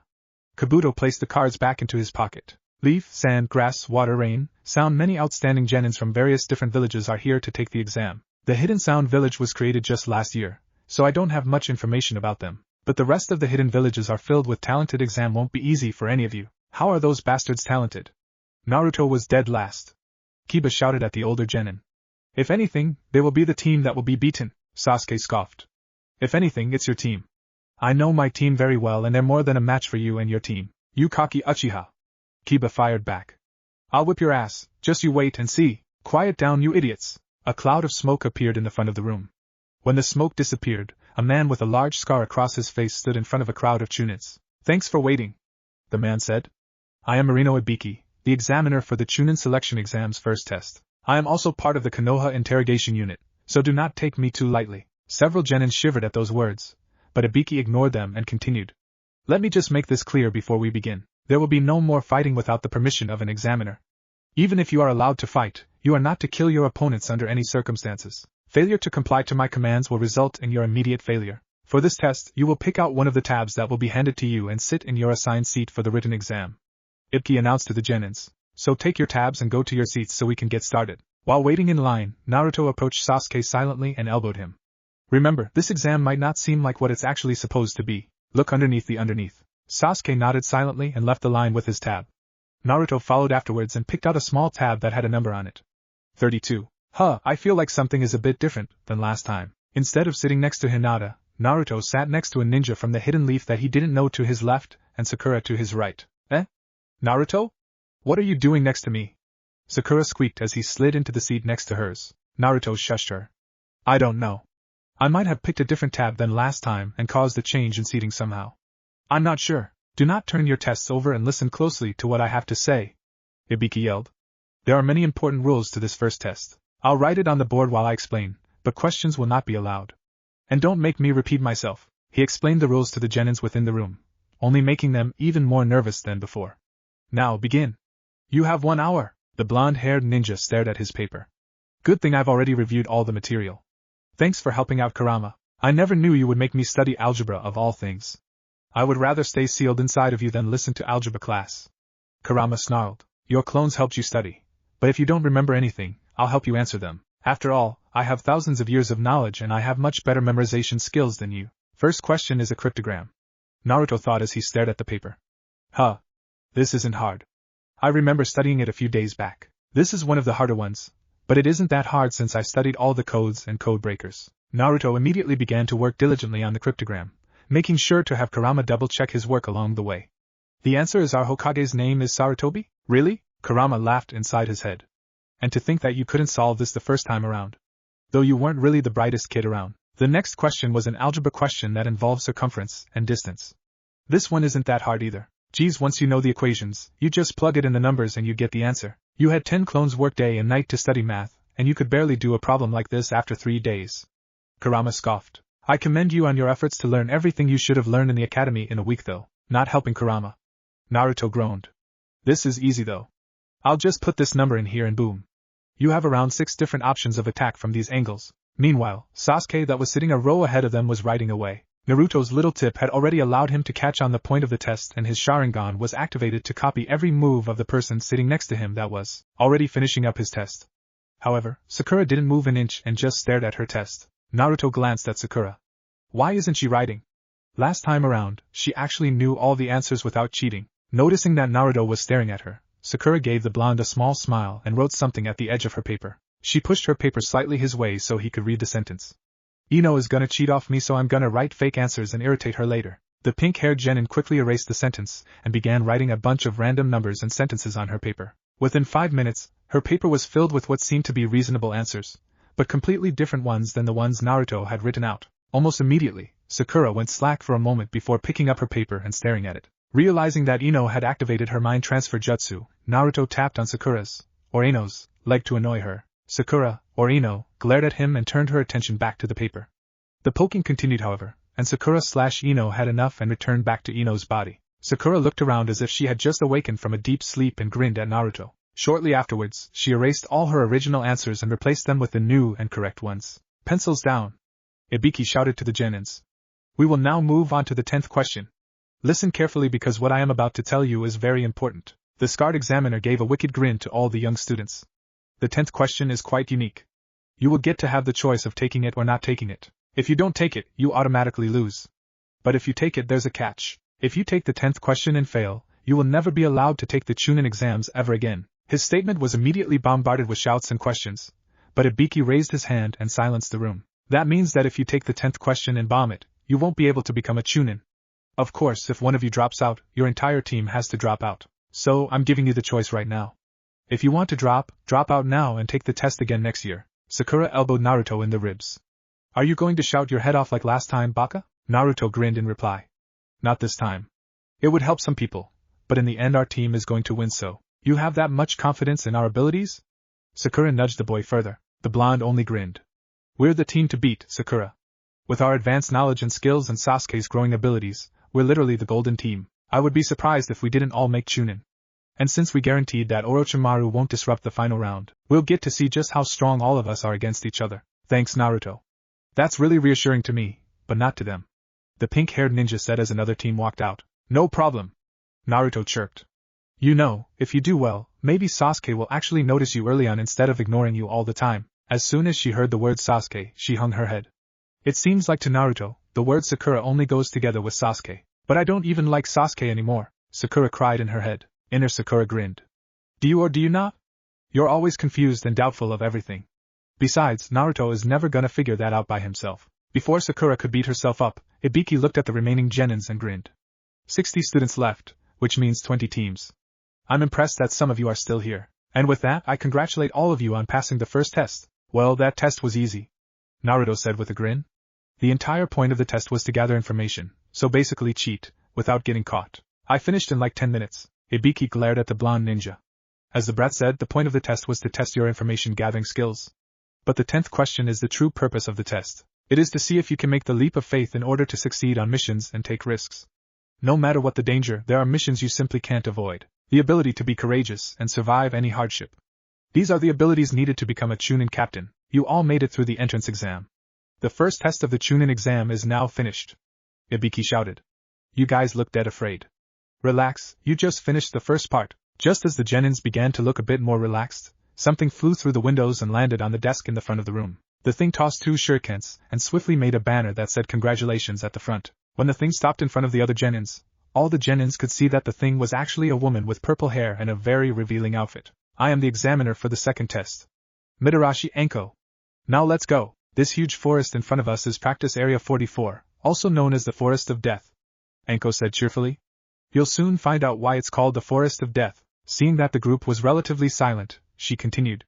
Now before we begin, there's something I have to pass out. These are waiver forms, meaning that you accept that anything may happen within the forest, including death. Basically the point of this test is a survival test. Your objective is to gather both a Heaven and Earth scroll and open them only at the tower in order to pass the test. 10 teams will get the Heaven scroll and 10 teams will get the Earth scroll. Any jutsu and weapons are legal. As you might have already guessed, there will only be a maximum 10 teams will move on to the next round. The time limit is 5 days, which starts immediately after all teams enter. There are 2 ways to fail. The first way to fail is by not having 2 scrolls and reaching the tower by the end of the 2 days. The second way to fail is by losing a teammate, or having a teammate die. Also, you can't quit in the middle of the exams. You must spend all 5 days in there even if you fail. And one last thing, do not ever look inside any of the scrolls unless you have both scrolls and you are at the tower with all your teammates. Failure to do so will result in a huge punishment. Now go choose a gate and prepare to begin the second stage of the exam. By the way, here's a word of advice. Anko said as she walked away. Don't die. Team 7 grabbed their Heaven scroll from the booth and made it to gate 12. Naruto grinned at his teammates. Let's set the record for the fastest time to the tower. I heard the legendary Sannin team has the current record by making it through in 4 hours. 4 hours? Sasuke echoed. We'll beat this part of the exam in 3. Sakura cracked her knuckles. Now is the time to show the others what Team 7 is all about, right? Naruto, use your sensory abilities to detect where the nearest team is. Sasuke told the blonde. Naruto closed his eyes and channeled his chakra. We have 2 teams near us. One is about 1/4 of a kilometer west from us, and the other one is about 1/3 of a kilometer northeast of us. I think the west one is the better choice. He silently nodded to Sakura. Let's go for the west one, since it's closer. Sakura said, slightly nodding back. We'll tire ourselves out less that way. They immediately ran towards the team that Naruto had sensed, their excitement only growing as they approached their targets. Gaara, I'm coming for you. Team 7 landed directly in front of the team, stopping them in their tracks. All 3 members looked up to see the Suna team that they had encountered earlier standing in front of them, Uzumaki Naruto and Uchiha Sasuke. Gaara said coldly. The 2 ninjas from the leaf that I wanted to kill. Mother will be satisfied with the 2 of you. Naruto stared at his old friend, or friend in the other timeline, and raised his kunai. Kurama, get ready. Once my team defeats him, I'll need you to beat Shikaku into his senses and tell him to stop corrupting Gaara. You got it, brat, just take Shikaku's Jinchuriki down. Kurama replied. I would like to see you try and kill us. Naruto replied. I promise you, it won't be that easy. Sasuke smirked as he stood right next to the blonde. What's the plan, Dobe? I'll take out Gaara while you take out Temari and Sakura takes out Kankuro. Naruto answered. Temari uses her fan to create winds, so it should be fairly straightforward with you, and Sakura can destroy anything with her punches, so she should be able to keep the puppets out of the picture. Gaara is powerful, but I should be able to beat him somehow. I don't exactly like fighting a girl, but I'll defeat her quickly and help you against Gaara. Sasuke replied. Sakura nodded. I will too. I'll smash those puppets to pieces. The pink-haired and raven-haired ninjas rushed forward at their enemies while Naruto stared calmly at Gaara. Good to see you again, Gaara. Uzumaki, stay still and allow mother to have your blood. Sand immediately came rushing towards Naruto, who only dodged the attack with ease and began to form hand seals. Futon, kamikaze, wind release, divine winds. The light breeze in the air turned into a hurricane as it moved towards Gaara. The sand ninja blocked the attack with his sand, but Naruto was nowhere near done. As Gaara attempted to immobilize Naruto with his sand, Naruto immediately jumped up and carried out another jutsu. Suetun, Sueho no Jutsu, water release, water cannon technique. A power water beam shot out of Naruto's mouth as he parried the sand attack and propelled himself into the air. Futon, Kazakiri no Jutsu, wind release, wind cutter. Using his chakra, Naruto made several powerful wind blades that struck Gaara's sand straight on. The blades managed to slice the sand wall in half, but the sand instantly reappeared and swirled around Gaara. Even then, Gaara was not fazed. He quickly shot his hand up to slam Naruto with another pillar of sand. Naruto quickly used the Kawirimi no Jutsu, substitution jutsu, in order to dodge the attack. He quickly counterattacked, forming rapid hand seals. Doton, Doryuden no Jutsu, Earth Style, Earth Dragon Blast. A large dragon head erupted from the ground and shot solid earth balls at Gaara. The sand user erected a dome to protect himself, and the shots deflected off the dome. Naruto wasn't surprised at Gaara's power, as he knew his friend had always been quite powerful. Uzumaki, your blood will be delicious, mother will enjoy your blood. Gaara drawled. A huge wave of sand rushed towards Naruto again as he rapidly erected a barrier. Doton Iwane Wuru. Earth release, rock wall. Instantly, a large rock wall was erected in front of Naruto.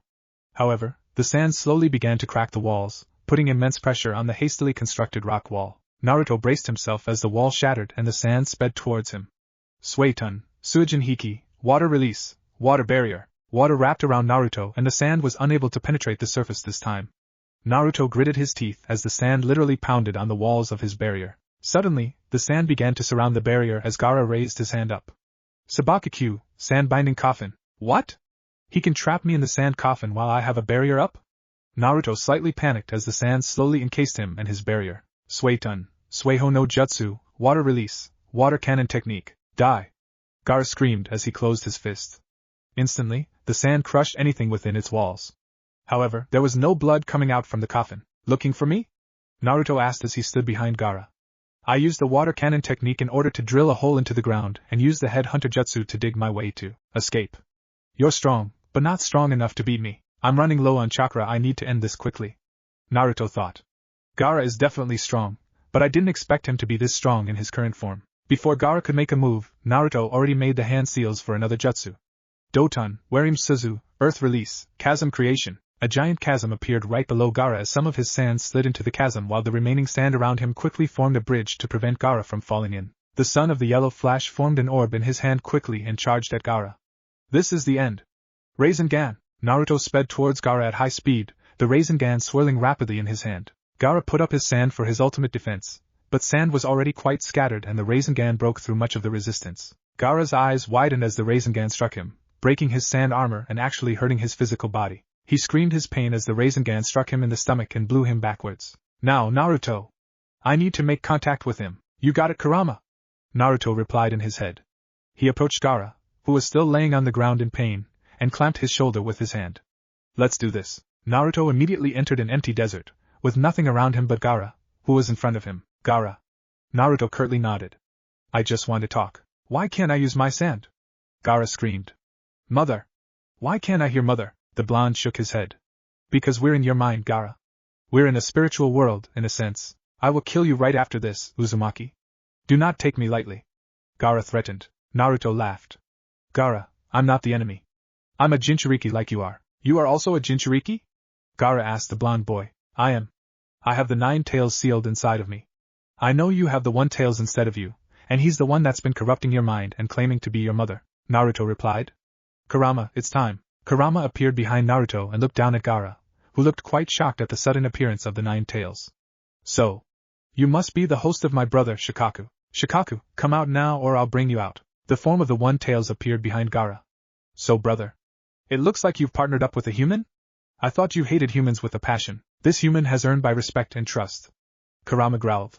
Meanwhile, you've been using your human to kill for you. I have to say, I am not too pleased with your actions. You see, your host happens to be Naruto's beloved friend in the future. In the future? Shikaku replied, confused at the sentence. Kurama slowly nodded. My host and I are from the future. At least, our memories were transported back from the future to the past. Now I suggest you listen if you don't want to be sucked up and be forced to become part of the 10 tails again. The 9 tails looked at the 1 tails and spat out an orb from his mouth. Kurama handed the orb to 1 tails, who swallowed it. Instantly, Shikaku looked at Kurama and Naruto differently. I see if you have this much respect and faith in your human, perhaps I will do the same with mine. Trust me, it's so much nicer letting them borrow your power and releasing yourself. Kurama said as he turned to Naruto. Shikaku won't bother your friend Kit. If anything, he will work with your friend to help him become stronger, so he'll be able to use the cloak and everything? Naruto asked. It'll be a little different. Gaara is already subconsciously using Shikaku's chakra and power. Shikaku is the one strengthening Gaara's sand strength, allowing him to have that ultimate defense. Your friend will still be able to do this, but he'll also be able to have a different style of cloak and chakra. Naruto clapped his hands. Perfect. Now I can talk to him calmly. Gaara looked confused as Naruto approached him. You can control your 9 tails that easily, Kurama? Naruto replied dryly. He doesn't like the name 9 tails. Your tailed beast's name is Shikaku. He won't affect your mind again and will work with you from now on, at least I hope. Kurama gave out a snarl. If he doesn't, I'll force him and make sure that he does. Your tailed beast just said something about being from the future, what does he mean? The red-haired boy questioned the blonde, his eyes looking a bit calmer than before. Just like he said, Kurama and I come from the future. We use the forbidden jutsu to travel back in time in order to change the future. Let's just say that in the future, there's a lot of wars and deaths that can be avoided. Naruto shrugged. And in that future, you're my best and closest friend. We met after the Chunin exam under some really unfortunate conditions, but that can change now. Gaara, let us be friends. You're a really nice guy on the inside, and I'm sure you can be a nice guy on the outside. Show some more love and respect to others and you can break free from your loneliness. I'll help you every step of the way and together, we can save the future. The blonde held out his hand towards Gaara, who hesitated but shook it. For the first time in years, the sand demon gave a faint smile. Thank you, Naruto. If we have more time in the future, then I'll like to learn a bit more about my future self. It's really surprising and confusing after all. Shikaku will help you, since we gave him all the memories we have of you to him. Naruto answered. But now is probably not the best time to chit-chat. Gaara nodded. Let us return back to reality then. Both Gaara and Naruto awakened back into reality and looked around. Temari was clearly losing to Sasuke while one of Kankuro's puppets was already broken and smashed on the floor. Gaara's siblings looked worn out while Naruto's teammates looked only slightly tired. Before they could fight each other again, Gaara stood in between them. Temari. Kankuro. Give them our scroll. Gaara said sternly. The blonde-haired girl looked at her brother in shock. What? But Gaara frowned. Just give it to them. Please. Shocked at hearing the last word, Temari nodded as she pulled out the team's Earth scroll and tossed it to Sasuke. Keep it. We'll find 2 scrolls elsewhere. As they all prepared to part ways, Naruto gave Gaara an awkward one-armed embrace. Take care, Gaara. Try not to kill anyone in the forest. I'll wait for your arrival back at the central tower. Thanks, Naruto. Gaara replied. I won't hurt my enemies too much. Naruto nodded as he and his team sped away towards the tower. Gaara turned back to his siblings, who were still staring at him with shocked expressions. He had a slight headache from all the sudden information that Shikaku was pouring into his head, but he had picked out the important bits of this time period. Are you okay, Gaara? Temari asked as Gaara winced. Gaara gave her a small smile, which looked slightly out of place on Gaara's usual impassive face. I'm fine, thank you for asking though. After we finish this exam, we need to warn Baki. About what? Kankuro asked quietly, as if he was surprised at his brother's change in tone and attitude. To cancel the invasion of Konoha. Father is dead, say Naruto. Sakura whispered to Naruto, just out of the Uchiha's earshot. Do you think the Hokage has dealt with Orochimaru yet? Naruto shrugged. He promised that he would heighten security during this round and keep an eye out for all the sound and grass teams. Let's just hope that he doesn't appear in the forest. Suddenly, Naruto jumped backwards to avoid a kunai that had struck the tree branch that he had been sitting on. Team 7 halted as they spotted a new group of enemies standing in front of them. 3 sound ninjas came in front of them with confidence. What luck! We found Sasuke-kun and his team. The lead sound ninja announced. We'll kill all 3 of you and take your scrolls. All 3 members took up battle position as the members of Team 7 replied with a smirk. I would like to see you try. What if Naruto uses Kurama chakra mode in Chunin exams? And thanks for watching my video till the end. If you enjoy this content, then do consider subscribing to my channel. And leave a like if you guys need the next part. Comment down and thanks for watching the video and see you guys in the next video.